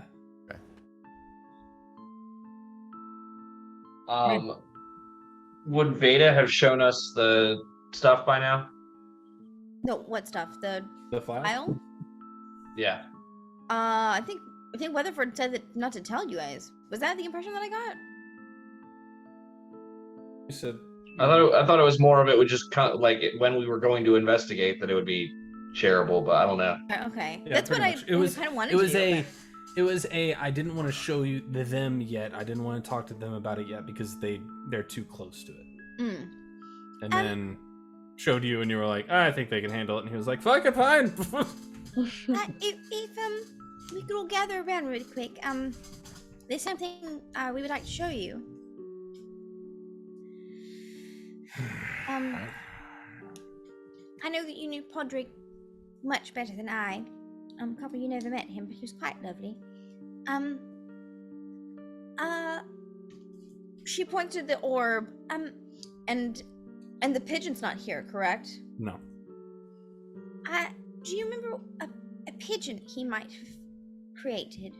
Yeah, it was all our fucking coffee maker, Flimsy. Yeah, it was our coffee maker. Well, it seems as though Flimsy and thing collected his armor pieces after he collapsed. You mean Flimsy and that thing? Yes. And she won't show all the contents of the folder, but she'll kind of like dig through and pull out the photograph of the bird and the thing. And is that photograph showing a rooftop, right? Yeah, the rooftop that Kurtz is currently sitting on. Yep. Yeah, I'm gonna bamf up to that rooftop with a little Misty Step action. Okay, cool. As you appear up there, Gert's kind of like, yes, spins around. And I'll use my free ritual cast of detect magic for the day. Like the instant ritual. No, I'll actually ritual it because I can use that for something else. Okay, as you begin kind of like casting that, it's going to be another 10 minutes. We'll get to you in just a What's second. the date on the photo? Like a handful of days ago? I'm going to the brown store next door and knocking on the door. Okay. Knocking on the door of the brownstone. There is no answer. It's the middle of the workday. Everyone's work from home these days. Well, I have a funny question to ask you. Are you feeling all right, by the way? That's not the question. I just was wondering. Me? Wilhelm. Oh, I thought you said Weatherford. Sorry. Weatherford. I don't want to talk to Weatherford. I think he's taken aback for a second. You called me Wilhelm. I am fine. Are you okay? I'm all right. I've decided to leave home since everything. I'm staying with Mac temporarily. Oh, okay. I thought it might have been safer for you. Is that what? So, I know she didn't take any damage, but she did fight 3 people yesterday. Any noticeable sign that she got into a fight with 3 people? She literally didn't get. I know. I didn't take a hit. I did not take a single hit. But she did punch some people. I'm just saying. So maybe a couple bruises on her fair. knees, Yeah, or Maybe like her little knuckles are purple. like I think She Wilhelm did would shit out know. of a dude Wilhelm with would know what a fist like would look I mean, like. she's so pale, she's like practically purple. So yeah, I mean, I'm sure it probably shows up. Yeah. Probably. I trust that you know what. I'll look down at her hands and squint my eyes just a bit. Oh, it's a funny story. You'll have to ask Matt. But not like that. It was a whole thing at the hospital. Do you remember Podrick before? Yes, yeah. He was Podrick was a Make a history check. Oh shit. Yeah, none of y'all remember him. What about Sage? I have okay. Immediately I watched everybody roll 19s, 18s all night. I'm right back hot with a 3. You don't remember anything past him starting working at Weathford Hole. How did you meet him? You would have, in fiction, in canon, would have known him from working on the force at some point. Right. But you don't even remember him ever working on the force. I can't. I don't know. Something strange is going on. I don't mean to alarm you. I would never. I know everything about everyone that comes to work. It's kind of what I do. I know. When the collapse happened, it seems that you all lost your memories of before. Weatherford also can't remember. I think my eyes are gonna head up to Harold and to Gertz. Because anyone that is able to completely wipe a person from existence here, I can only think of one entity capable of doing such a... Oh, Harold would never have done that. Talking of the warden. Adelaide doesn't know who the warden is. Who's the warden? That is my friendly way of saying the person that keeps us all trapped in this crystal. Oh, yeah. Warden of the prison. Yeah. I'm gonna go try the other brownstone while they're talking. This one's a shop. Oh, okay. It's the person who lives in the other brownstone to the other side. Yeah, exactly. Shop. Yeah. As you go over to it, you can hear music playing from loudly from some semblance of a jukebox. It's a little bit more upbeat than jazz, a little bit faster, a little bit harder. God. As you begin to hear the beginnings of rock permeating Kasmar. As you knock on the door, there's no answer for a moment, but you find a string that you shing shing shing shing on as the music cuts off. Here. Who's there? Hi there. My name's Mr. Belmont. I'm an investigator with Weatherford Hole Investigations. I'd like to ask you a few questions about the lot next door. 2 shakes. And it takes a couple minutes before you hear as like multiple locks get unlocked that you can only see one deadbolt on before it and it barely cracks, and you can see this small reptilian eye kind of peeking out. What's up? I was just wondering, do you remember what time the former building next door was cleared out and things like that? What are you talking about?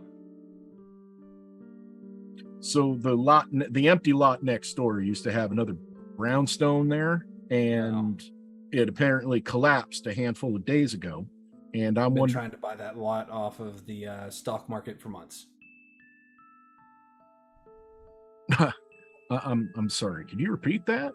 And trying to buy that lot, the empty lot next to my shop and home, for expansions for months. So that's been an empty lot for months, not say like a brownstone 2 weeks ago or so? It's been a lot. It's been a lot since I moved in.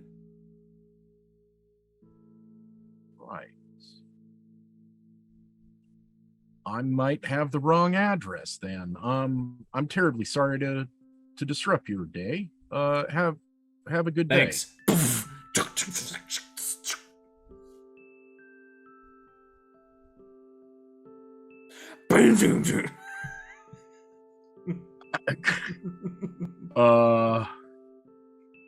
I'm walking back right toward fucking Wilhelm. As you do, you get a message. I believe we have a conversation to be had, dear Ulysses. Literally, my spine just went cold. No pun intended. I have something you'd like. And I have some information for you as well. What is the best route I can take since the train is still inoperable? Speak to Spats. He's currently in the housing district keeping track of you.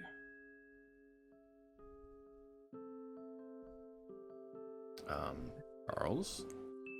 You did say I was walking towards Wilhelm. Did I hear Mac's portion of that conversation? With your passive perception of 20 and the fact that you can read lips, yes. Amazing. Thank you. Thank you, Charles. Make it quick. You won't want to pass up this opportunity.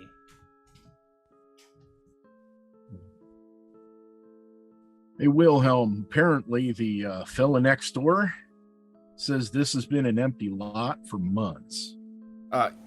Yes, and Mac, can you do me a favor? Prior to coming to Weathford Hole, investigative services, where did we know Patrick from? Make a history check. Jesus. Crap. History's not that good at all. Where is it? Hey, it's a big +0. 13. You can't remember anything past working with him at Weatherford Hole. Yeah, Well, he was working for us, and before that, I don't know, maybe tinkering or something. I don't really remember. It was a while ago. That long ago. Harold, Something is wrong. Yeah. Your So, detect magic ritual completes. Gertz alone is giving off transmutation, abjuration, evocation,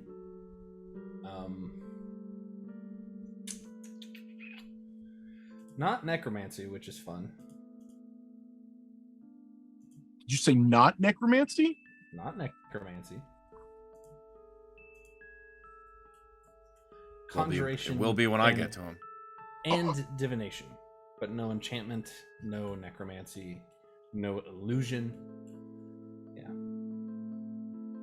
Oh, good. That rules out one of the awful things that I thought was going on. Thank you. No enchantment.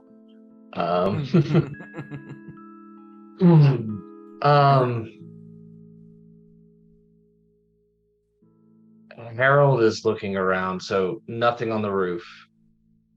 Nothing beyond what you expect in terms of like power moving into buildings. No bits of armor. No sign of flimsy. Make an investigation check. 12 plus 13, 25. You can see a couple of screws and bolts like laying near that corner, but other than that, like where flimsy might have been working or something like that, according to where the picture was taken, yes, looks likely. Cool. And no magical resonance at all from that. No. Have I heard this conversation about memory of perception? A lot. You are 21 on a roof across the street. That is above 30 feet. Yeah. Yeah. I'll say if you were actively trying to listen, make a perception check. Then yeah. It is 21 and passive, but still. Yeah. All right, so Wilhelm, why'd you ask me that? Have you ever known any of us just take in anyone to Weathford Hole without knowing at least some bits of where they came from? No, I mean, hell, even you, when you showed up, there was like, some fun little hazing shit going on. We take a photo, we do that whole thing. So if we can't remember where he came from, but and we then can the fella remember 10 years ago. Right. And the fella next door is saying this has been an empty lot for months. I'm talking months. He said months. There are two things that I am aware of. Two possibilities. Neither of them is good to discuss. Yeah. Well, here's the thing. I got something to do. I gotta go see the Vapor. I came across some information that she wanted, and that meeting got accelerated, probably because of taking Pip to the bank and all that. That I'll tell you about that. It was fucking weird. So I got a bail. Pip's is a bank? Yeah, that's what the Vapor wanted me to do. Why? Because he's her like fucking son or mom or grandmother or something. Fucking like has a whole vault that's his and a bunch of weird shit. Where is he? Maybe there is nothing going on. Maybe I'm just getting very bad at this. Nah, you're fine. I think we're getting fucked with. I don't like being fucked with. All right. So you'll all go to the Crystal Vapor? I don't think we all. I think I will.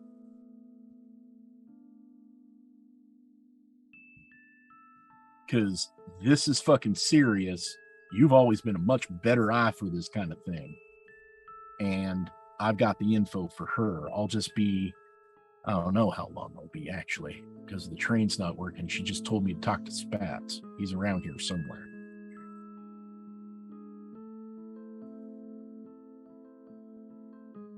Yeah, I don't like any of this. Ask Veda about the red kobolds. That was fun. Oh, hey, Veda, by the way. Yeah, no, there was a whole thing. I don't know how long I'm going to be, but there's a fresh thing of eggs in the fridge, and there's fresh linens for the bed in the closet. Right, that sounds lovely. And sorry if I was snoring last night. Oh, that was fine. I actually didn't hear it at all. All right. I mean, yeah, it's kind of close, but steam coming out of his ears. All right, I gotta. Oh God, it's Regani again. You know, it's just Beta, it's to me this time. Because I'm How far is everyone from me? I think I'm right next to both of you. Fireball I'm at least Mac. 30 feet away. Because I think what you had to deal with at the hospital that we learned about the whole people not there thing. What? Vapor's really interested in that, so I got to go talk to her about it. Yes, that's fine. Be safe. Oh, I will. Thank you kindly. Yeah. Oh, you should have seen it, Willem. I took on 3 kobolds all at once by myself, and they all had guns. It was and quite I didn't amazing. Get shot. From what I In heard. fact, I threw a bullet. I caught and threw a bullet. It's never happened before. Did you know that was possible? I didn't know it could happen. I have never personally seen it done. I've. Oh, we'll have to try it sometime with one of Mac's guns. That'd be fun. Well, I mean, if you're willing, I'm willing to shoot you any day. But no, hell, I gotta go. I start looking around for spats. Make a perception check. Oh, Jesus, where the fuck is a single kobold gonna fucking hide? Oh, well, that'll be a 25. Okay, with a 25, you don't see a single kobold. You see a 3 in a trench coat, as per normal, standing on a corner with spats on top. Okay. Smoking cigarette. Fuck. Words All right. Like a block away. Oh, I'll just kind of look at Wilhelm, kind of look over to Spats and look back. It's like, right, well, that's my ride. Well, if I don't come back, I'm probably a fucking ice tray or something. So, Well, yeah. right. All right. And I'll just fucking strike a match, light a cigarette, and head right on over. You guys watch as Spats takes his hat off, and he has an odd, like, circlet on his head, as the 3 kobolds in a trench coat and Mac disappear from that space. What the fuck? And that's where we're gonna take our break. What the fuck? Papa, can you just punch me very quickly? just I help me. mean, Just I can try, dude, but hit like as hard as you can, just very fast, quick. Don't think about it. Can I slap you instead? I feel like it might be more Just effective. do something. I'll slap him. Vader told me she got into a Harold's fight. on the roof, like, oh god, he's turning again. And I lightning bolt will. Vader's getting into fistfights and fighting kobolds, and just offered to shoot me. Max being incredibly nice to me today. You shoot me. So I think I don't remember anything. I don't know what's happening. Mac's not being nice. He's very gently turning the dagger because he knows exactly what you think of Veda. That's why he's saying very specific things. Thank you guys so much for Mac doesn't joining know. us Mac doesn't for know A shit. Sinner's Dream. Be sure to check out Foundry Forge, Dice Envy, the Midnight Syndicate. We'll be back in like 10. Oh, I thought we were ending for the night. I was No. like, no, I want more. No, we'll be right back.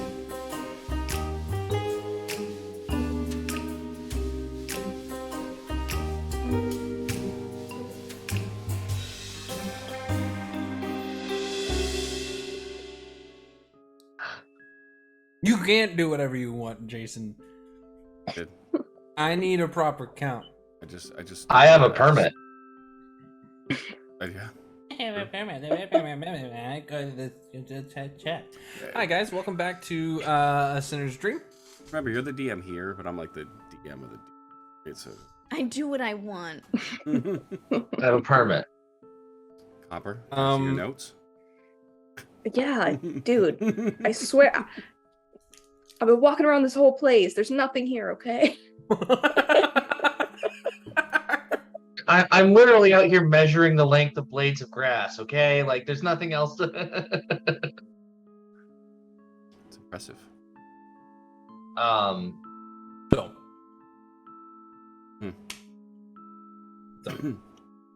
So Harold seeing everything that Harold is, everything and... not everything that he's seeing, everything that he's not seeing that he feels like he should be. Is gonna come down, either I am part rogue, so I feel like I should be able to scale down the side of a building without killing myself. There's gotta be a fire escape somewhere, or I will just Misty Step it, because fuck you. But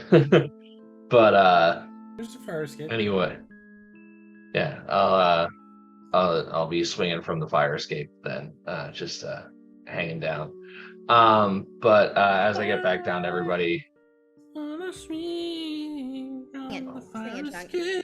Where's Gertz? Did Gertz follow? No, we were going for a totally different band there. I'm going for Andrew McMahon in the Wilderness. You're going for I don't know what the fuck. Yeah, swinging from the fire escape. But anyway, where's Gertz? Gertz was up with me. I don't know if Gertz followed me down or if Gertz stayed up there. Gertz stayed up there. All right. I'll have something to do with that later. Face. But I'll go to Wilhelm. It's strange that, those pictures were taken just days ago, but there's nothing up there except some loose bolts. There's a lot. It's like a lot of strange information today, Harold.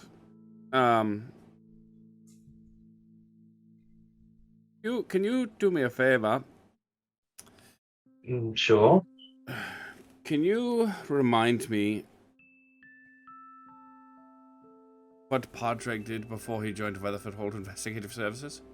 History check, please. A historian feat, finally. You could use that feat more often than you do. I never make history checks. It's always investigation. It's not just an arcana. Anyway, what do you got? Fucking. Oh, I didn't even look down. I was too busy arguing with you. So hold on. What's my history? Is a plus 13. So make that a plus 16 with the D4 for a 36 on a nat 20. Your memory is infallible.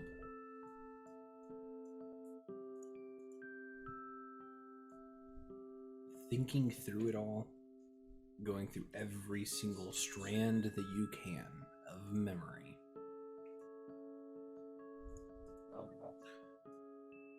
You only ever remember working with him when he was with Weathford Hole Investigations.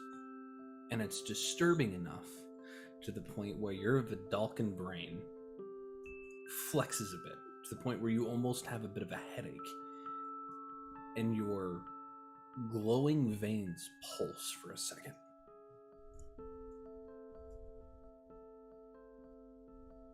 You can feel now, with your detect magic up, you can physically feel the transmutation magic at work as it is actively, physically rewriting the story of Padraig as you are standing here.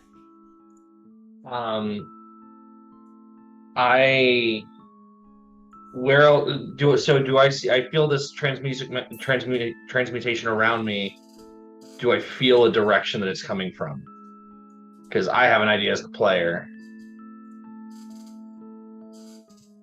with a 36, 34. On 36 on a nat 20.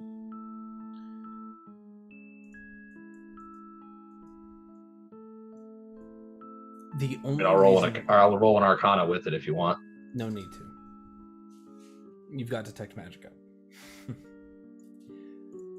As your veins are pulsing,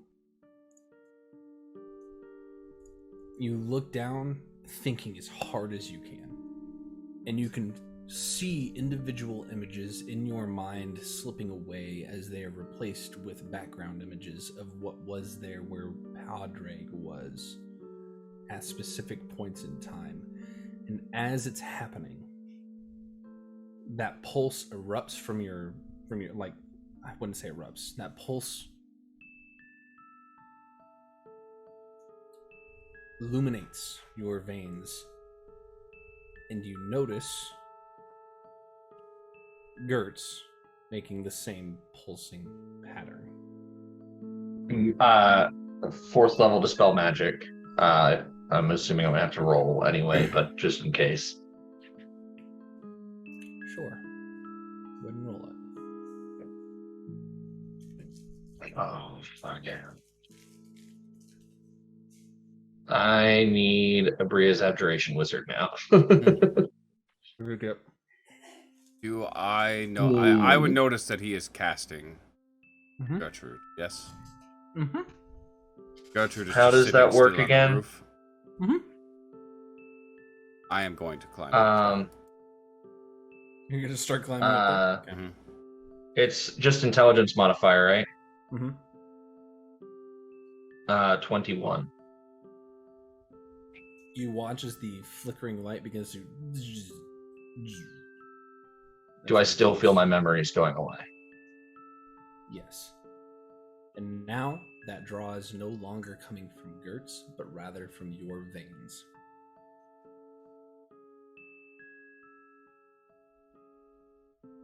Does Gertz fall? No, Gertz was already sitting like comfortably, safely on the corner. Yeah, I'm as quickly as possible scaling, trying to climb this wall, Assassin's Creed style.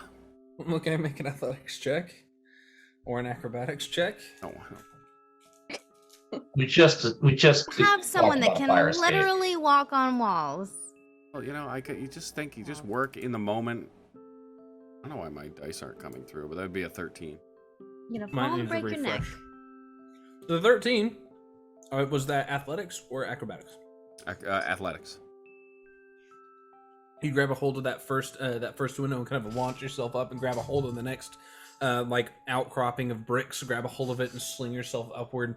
You very deftly get up there fairly quickly, but it takes you a few moments because you still have to move at half speed. Mm-hmm. And you all watch as Wilhelm just takes off, like starts trying to climb up the wall.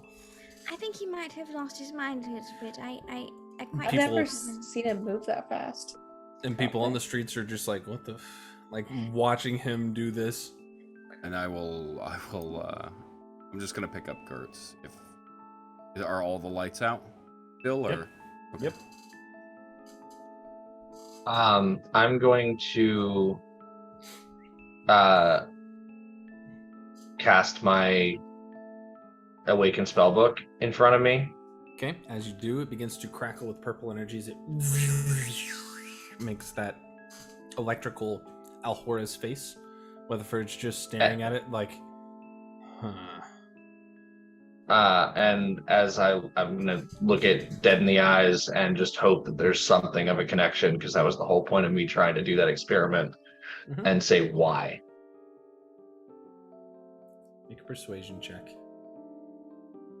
Oh, I'm only bad at like 2 things. I'm taking Gertz and I'm taking the fast way down. By the way, superhero style. That is a 13 plus 1 for 14. 14. Okay. Roll your acrobatics or athletics. There. I'm gonna make these. Superhero. Until the curse is lifted.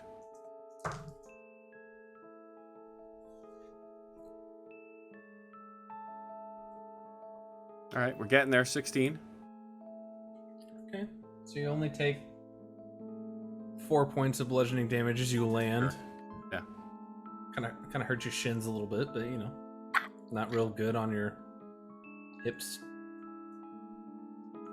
Weatherford just shakes his head. Idiot. I'm sorry, they might have not taken it as well as I thought they would have.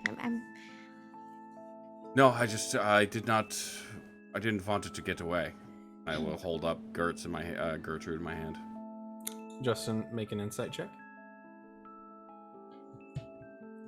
Oh, much better. 19 plus 7 is 26. The 26, the awakened mind does not speak, but there is a glimmer of recognition in the eye.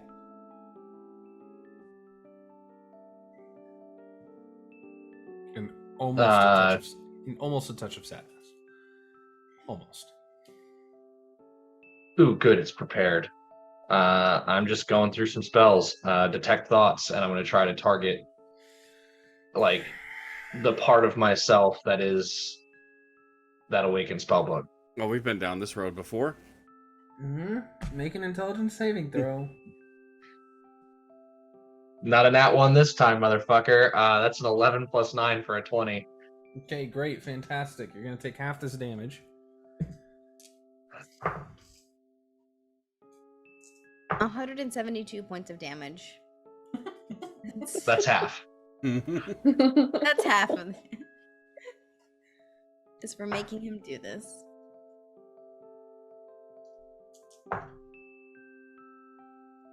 Take 25 points of psychic damage after it's been halved. I rolled 50. Okay. That's fine. And the thoughts are, again, baffling. That moment where you connect to the mind is brain shattering for most. You've learned from last time. I've been there before. Yeah. You've been there. You know what it's like. Veda sees that like bleeding eye again from the first time. Are you detecting thoughts on Gertz? My awakened mind spellbook thing that is Alhora technically. Oh, okay.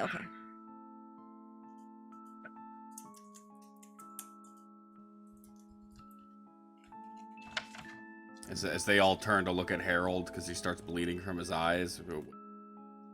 Scrub his shit a little bit.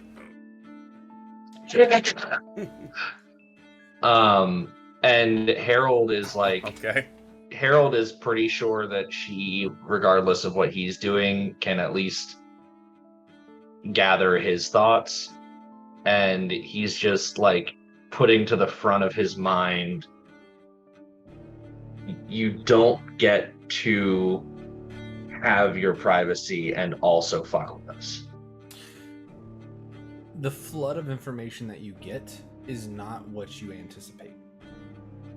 It is just a constant, like, multitude of voices screaming, the blue streak, the blue streak, the blue streak, the blue streak, just over and over and over again. Don't trust her, don't trust her. Echoing in your mind to the point where it physically hurts, and you guys watch as the blood begins to pour from his eyes.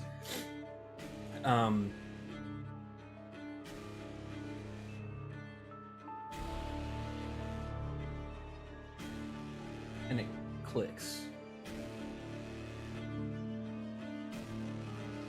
She said, don't trust Blue Streak. Alhora is not the one that did this.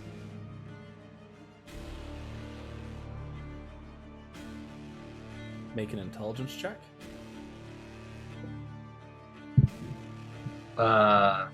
18. With an 18, piecing it together.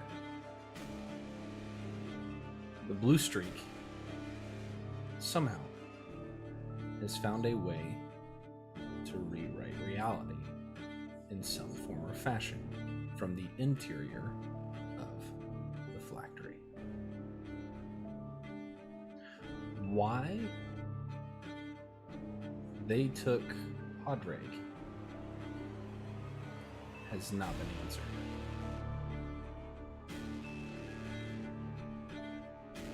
As a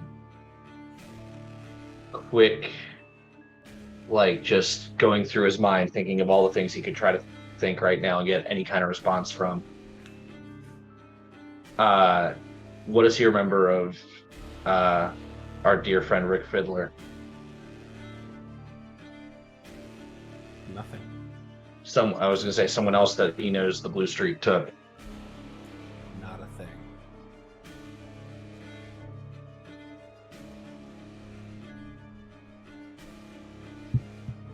Like, not even a recollection of a name, or just like this guy existed, but who the fuck was he? No, literally nothing. You go to remember, like, saw him take someone out before. No more.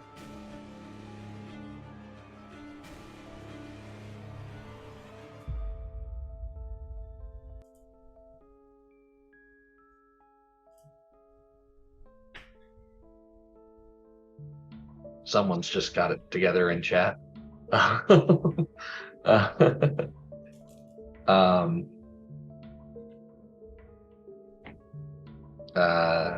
So Harold is like, do we know that Wilhelm just had a conversation with Blue Streak? You didn't tell us that, right? Okay.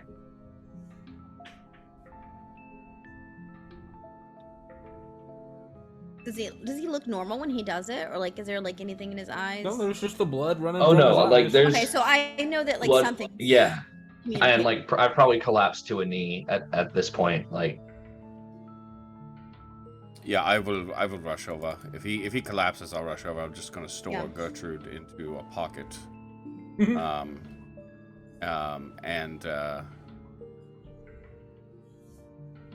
Just cast Cure Wounds. Are you all right? What did she say?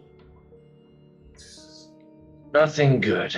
And I'll start to explain kind of what's going on, and this ridiculousness that is the Blue Streak is rewriting the timeline and writing out people we know, and how many others. I don't understand why they would do that. I mean, can I like roll kind of insight to see if I can think of a good reason? I don't think you can, but I think Wilhelm could. Yeah, you just met with her. I can't roll anything good. It's a 14. Does my describing the situation give advantage? No help. Sure, actually, yes. I don't know why. Why are we doing this? A 14 is not bad. It's fun. 15. 15's not bad. It's fine. So with a 15, Less than my passive. due to your past as an occult focused investigator, and some of the information that you have on hand, the Blue Streak, as a manifestation within Kasmar, has to sustain themselves somehow. This has been discussed. Alhora needs to sustain herself somehow, and yet has not been doing so. And it explains why the scars were so bad on Hallie when you saw her. Now then, why she took these people in particular? Debatable. That's up for conjecture. But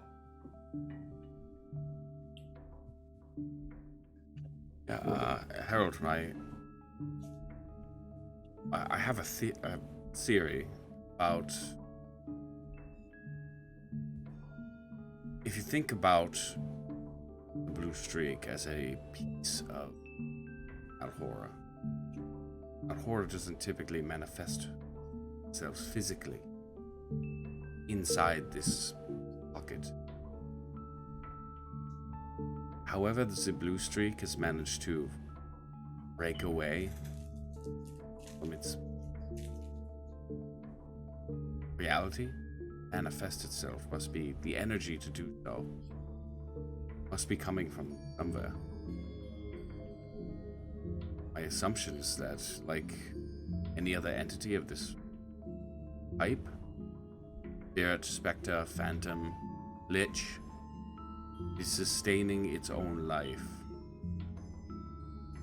by devouring the life. Eli, make a history check for me, please. 16. Everybody knows what's going on but me. Similar to how our Veda keeps herself alive. What'd you get, Eli? 16. 16. You, specifically as Copper, would have had tabs on a variety of people that were A, homeless, and B, generally kind of shitty people. You can't remember a good handful of them, like their names, but you remember having some sort of interaction with someone along the way. It was maybe you even actually physically watched this fabled vigilante take a person or two down yourself. And it hasn't been an uncommon occurrence for shitty homeless people. Not the good homeless people. Specifically, the assholes. Nice. I'm sorry, it's the good homeless people, like, if we were to throw a name out there, right? Copper. Copper. Copper's a good one. Yeah, Copper's a good one. Pip is another, right? Bartleby could be one, right? Yeah, okay, good. I think Copper's brain is kind of like breaking a little right now. Like, he did find out earlier that yes, we are inside this place, but now it's like, oh no, this isn't great.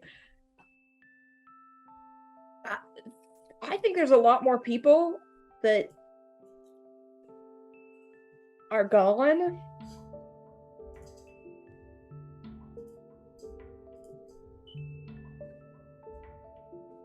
Like, a lot.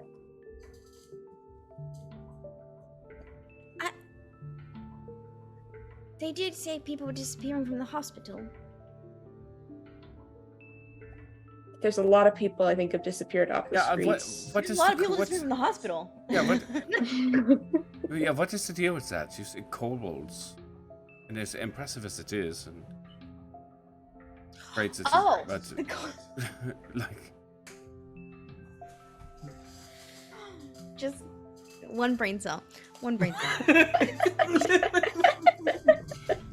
Didn't even. Wow. And Veda and Adelaide are both sharing it. She's so much more smart than I am. Mac mentioned some sort of 3-on-1. I didn't know he spoke French, to be honest.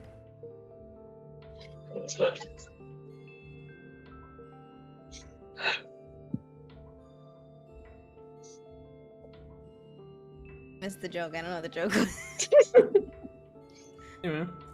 No, I think saying it's putting a hat on a hat. In French, it actually translates to housework for 3, anyways.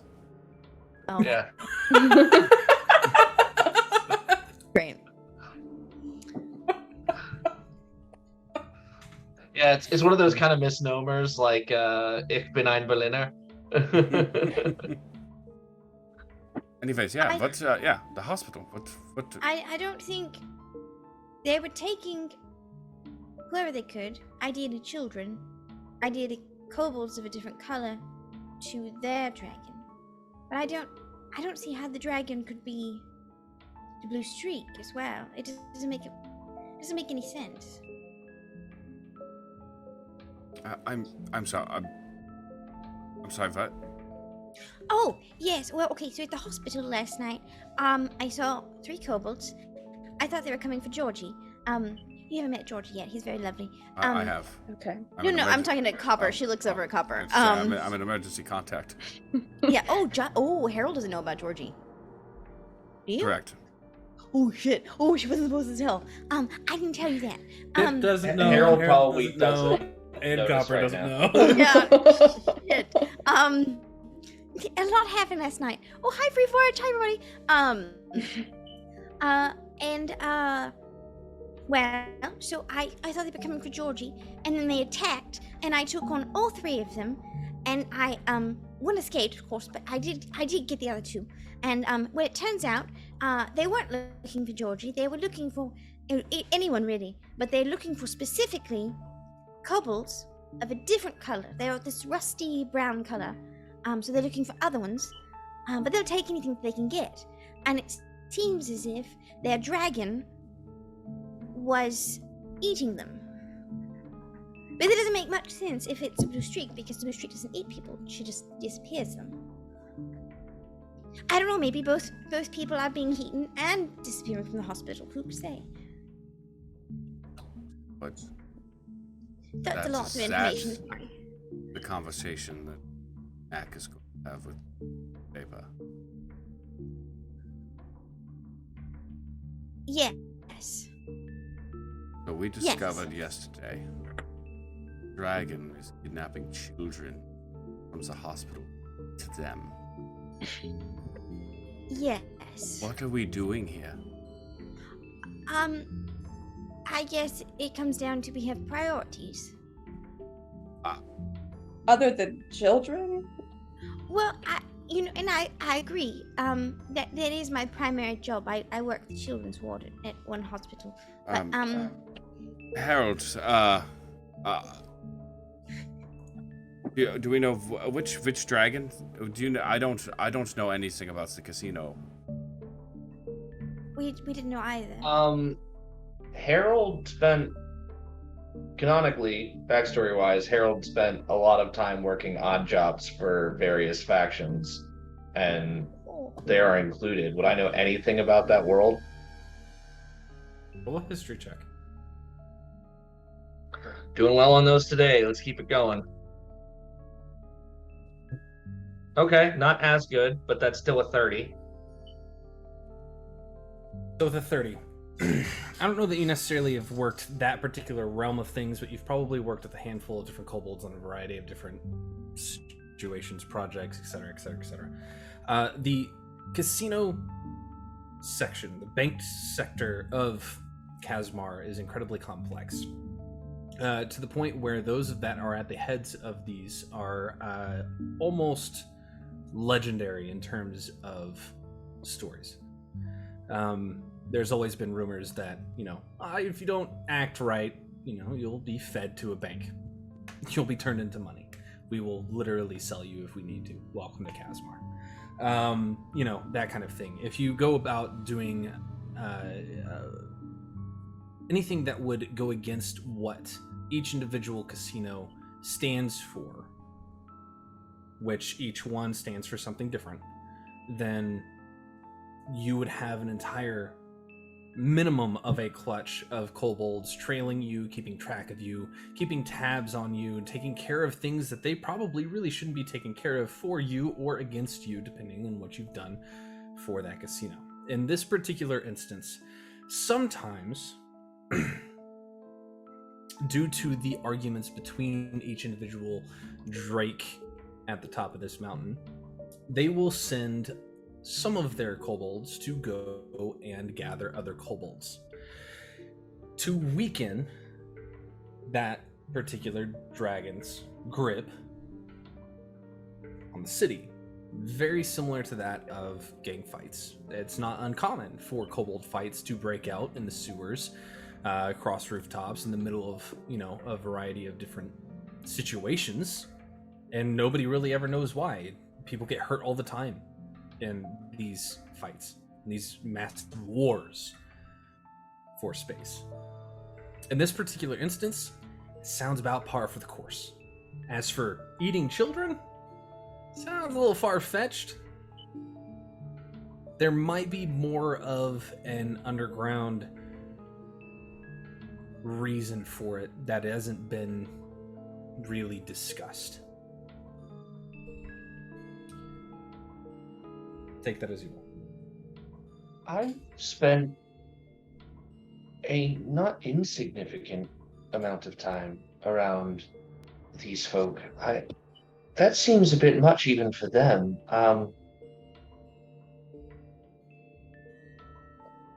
Not that I'm saying we shouldn't immediately investigate this, but seems a bit contrary to the way they typically run their business. I can't think of anything else more pressing. If we are to be erased from existence by the Blue Creek or wiped out by Ragani, at least we should do something. Perhaps we should do some good before we leave.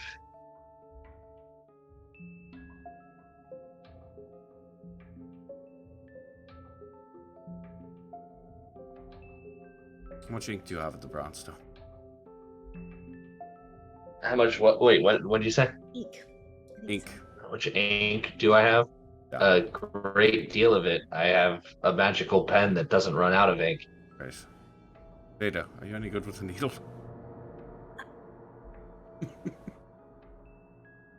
Is that a joke?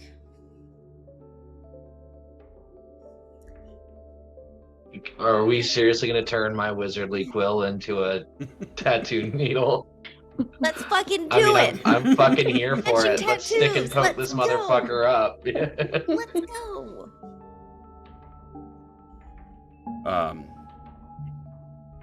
Weatherford just stands there in his trench coat, just kind of looking around like.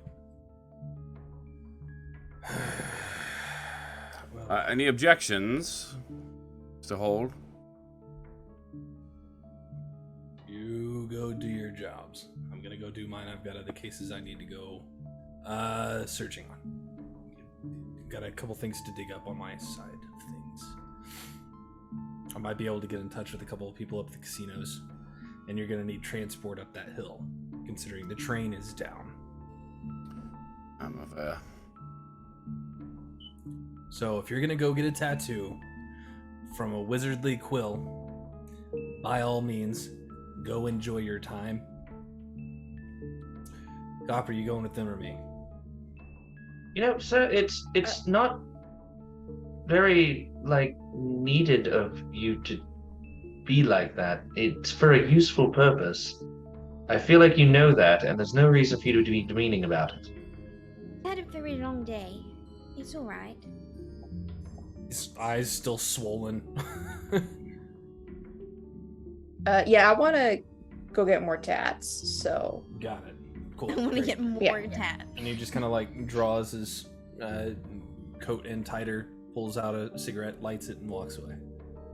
I heard cats. I want to go get more cats. I heard cats too, but I was just gonna let it go. Weatherford doesn't know the difference This between is just an excuse. This was all an excuse because I wanted an absorbing tattoo.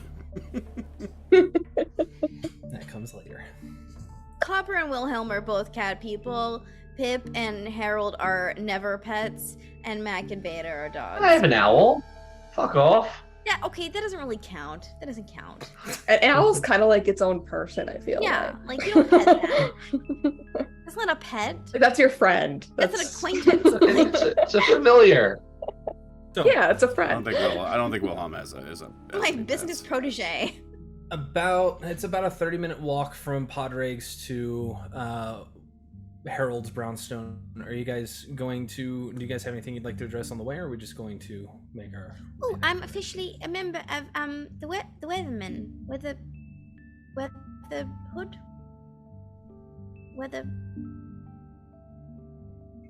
The Weathers.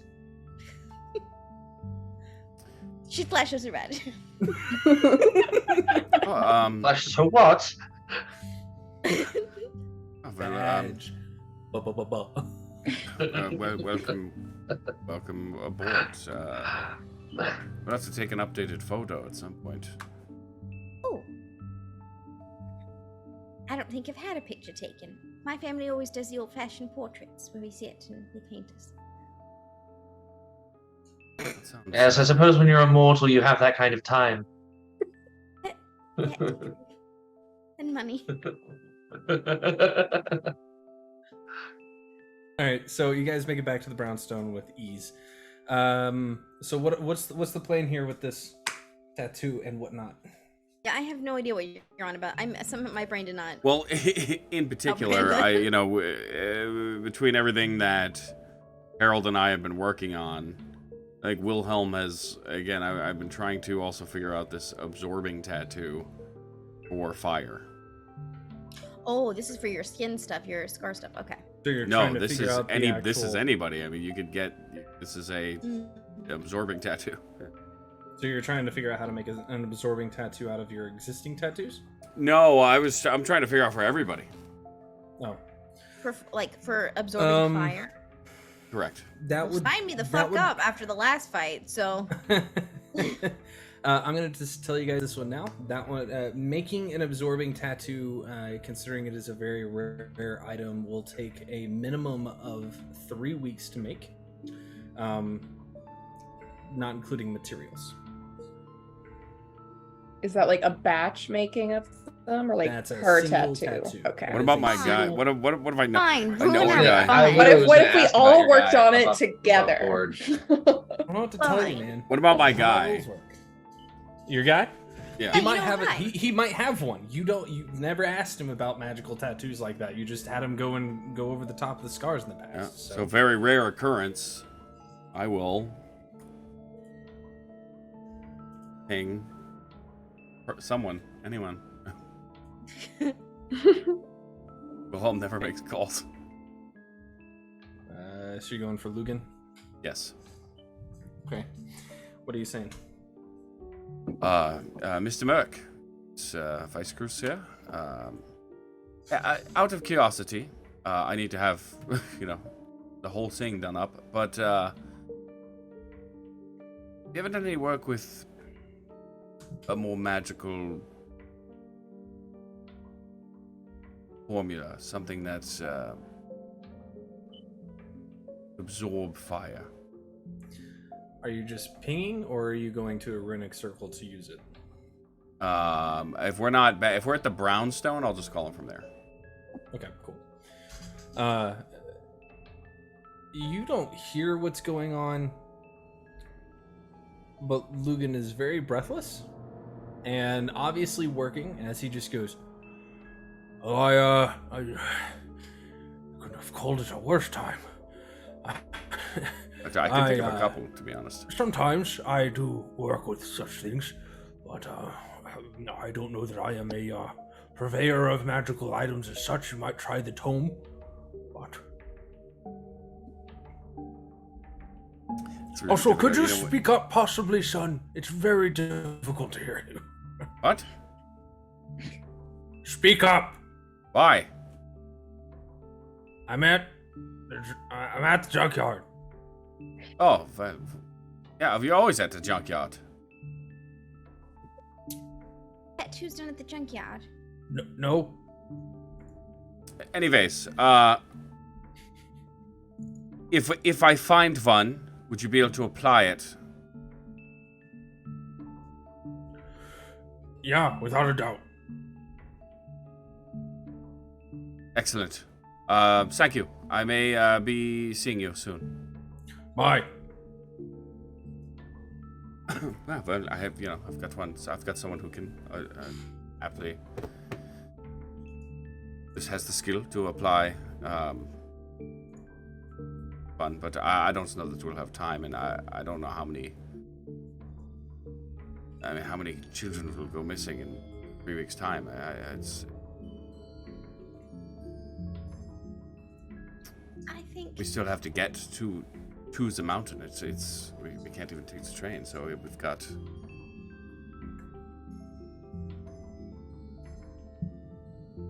Thoughts? Well, now that we're aware of what's going on at the hospital, I can have an extra shift posted at night. Might help.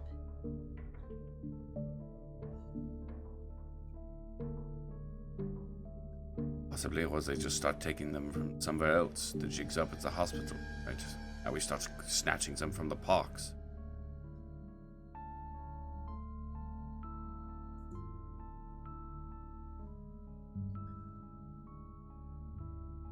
I might have a way to get us up the mountain.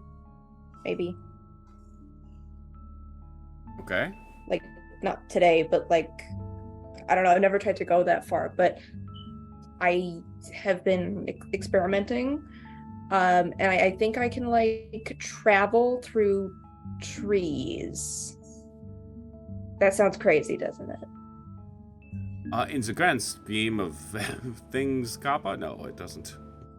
Okay, well, I haven't tried to go far, but like, I mean, Harold did maybe. turn Pip into a giant dinosaur, so Which was very cool, by the way. Yes. I think it's quite a bit more straight. Why, thank you. I've been working on that one for quite some time. Yeah, I like I'd wondered what you were doing with all those little dolls.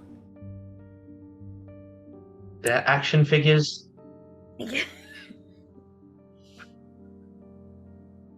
It's okay. Why are you giving me that look? So Harold definitely does still have like a crying blood. Looks He's at got you like a Cabbage Patch Kid like tucked underneath a pillow. 100%. But can you explain this mode of transportation though? Well, like I said, I haven't really tried to go far, just like across the park, so I don't really know the range. But I find a tree, it's like me size, and I just go through it, I guess. And just to any tree? You can sense all trees? Well, like, it's got to be like the same kind of tree. So if there's like an apple tree over here, but there's only like a pine tree over there, like that's not going to work. It has to be an apple tree if I go into an apple tree, you know? How do you know what tree's over there? You just like feel it. It's up in the mountains, isn't it? It's quite snowy. It's just like a vibe, you know? Once you like get a sense for this tree, it's like, where are the rest of the trees? And it's just all there. It's fascinating. I don't know. I think all the roots are like, I don't know. There's something up with If you that. ever need to practice, just like write it down. I would love to read about it. Read about trees? Yeah, so explain the feeling, this like collectiveness that you have with wilderness. Intriguing. I don't know. It's like my feet just on the ground.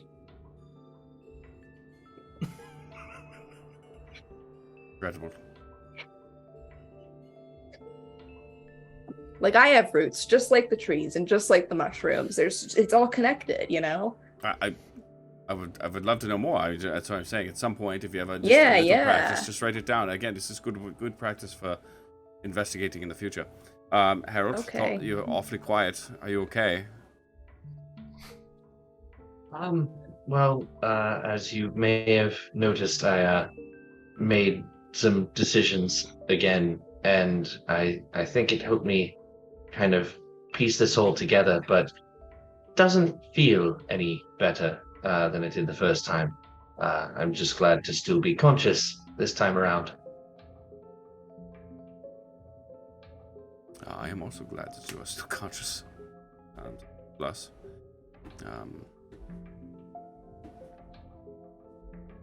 are you okay with this? Normally, you're the one that says, "Hey, Wilhelm, let's not go throwing ourselves at the mouths of dragons." Wilhelm. Everybody's just everybody's a bit off today, and I don't know if I'm here or not. So, in many cases, I would advise caution. But in this particular case, there is a distinct possibility that children are being eaten like candy. Maybe it's just or a being dragon. wrong. I'm just used to like just an instant objection. No, so it's this like yeah. Oh yeah. Okay. So, how soon do you think? Tomorrow, perhaps, Kappa? If we can travel. Yeah. I just like, you know, I can only like have so much on the go in my brain at once, and I already like decided on stuff for today. So like, sleep it off. Harold and I totally get spell slots. We get how it works. Yeah, of course. Cool. What do you call it? Slots? As you guys have this conversation, All of I you, starts bleeding again. the four of you in particular, Mhm. hear the door open as a small halfling, bit of a wiry hair Lightning bolt. going on. He's dressed in like overalls, got like a nice white shirt underneath. It's clean. As Harris walks into the shop in this bookstore, carrying like a box in hand, just kind of looks around and goes, So this is where he stocks up. Interesting. Harris? Huh? What on earth? I thought I'd just stop in, say hello to this shop. And he looks down and notices that his shoelace is untied and hands you the box and says, hold this for a second. He goes to tie his shoe and just turns around. You have any books on potatoes? Potatoes. Agriculture's over there, the non-fiction. I'm terribly sorry. Thanks. Use this code, and shuffles I off. hand him like the Harold's It's version of fine. the Dewey Decimal System. It's So fine, you I don't work need with it. lockers? And he just I'll grab goes you- to the books. Like, He like looks. He doesn't even go all the way into the actual shelf that you pointed at. He goes to the stack of books that are supposed to be put away by Randall.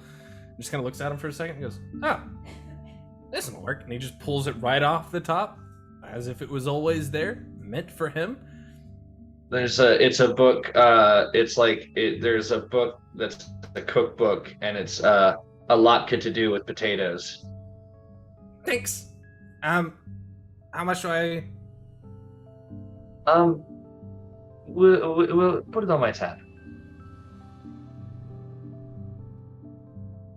Don't worry about it. That's not What how that works. store are we in? Thanks. Mine. Oh, you have. It's a bookstore. Yeah, the I know you first owned a floor is a bookstore. bookstore. Yeah. Oh, I thought it was just like two libraries stacked on top of each other. Okay. Well, No, it's the bottom three, floor is like an technically. actual Gotcha. yeah. There are 3 libraries in there. There's the private stuff upstairs that doesn't get checked out. There's Papa Harris is a member of the Hated Little. Thanks. And he just takes the book and walks out, leaving you with the box. Harris, you've forgotten. You know, for a minute, it's almost like I in my head, I kind of thought they only existed within the Shaded Lilies, like a figment of my imagination. It's quite strange seeing them out and about like normal people. Well, I imagine Harris is gone before I have the chance to Harris, you've left. Yep. Well, Copper's gonna go look in the box. I'm gonna go with Copper to look in the What's box. Actually, One of I've run Ultra's into head. several of the mechanics, a couple of people in accounting, a couple of the nurses. I've seen many of them all over the place. Mm-hmm. I Inside didn't the realize, box, by the way, that where I used to do my laundry, there were 3 other guys there that were also in the Shaded Lily. And we used to, and I just never knew the whole time. It was like I saw them and we saw. Oh my God, you too. Yeah, it's wild. there are Small world, huh? There are 4 small red vials and a single tiny box with a needle inside. Oh. What was that about tattoos? Now I'm gonna use my once daily ritual on. Well, I mean, no, because we're not even fucking in a hurry for anything right now. I'm just gonna go fucking identify shit. Yeah. You take the time, potions of fire resistance, and a fire absorption tattoo. Holy shit. Okay. I gotta go see a man in a junkyard. For the record, you would know that just holding the tattoo to your skin and attuning to it will make it to where it just goes to your flesh. Right, There's well, no need perhaps for actual work. That feels suspiciously timely. He does that. Vader perhaps That's should say- yes. Harris is. Well, you know Scrumble.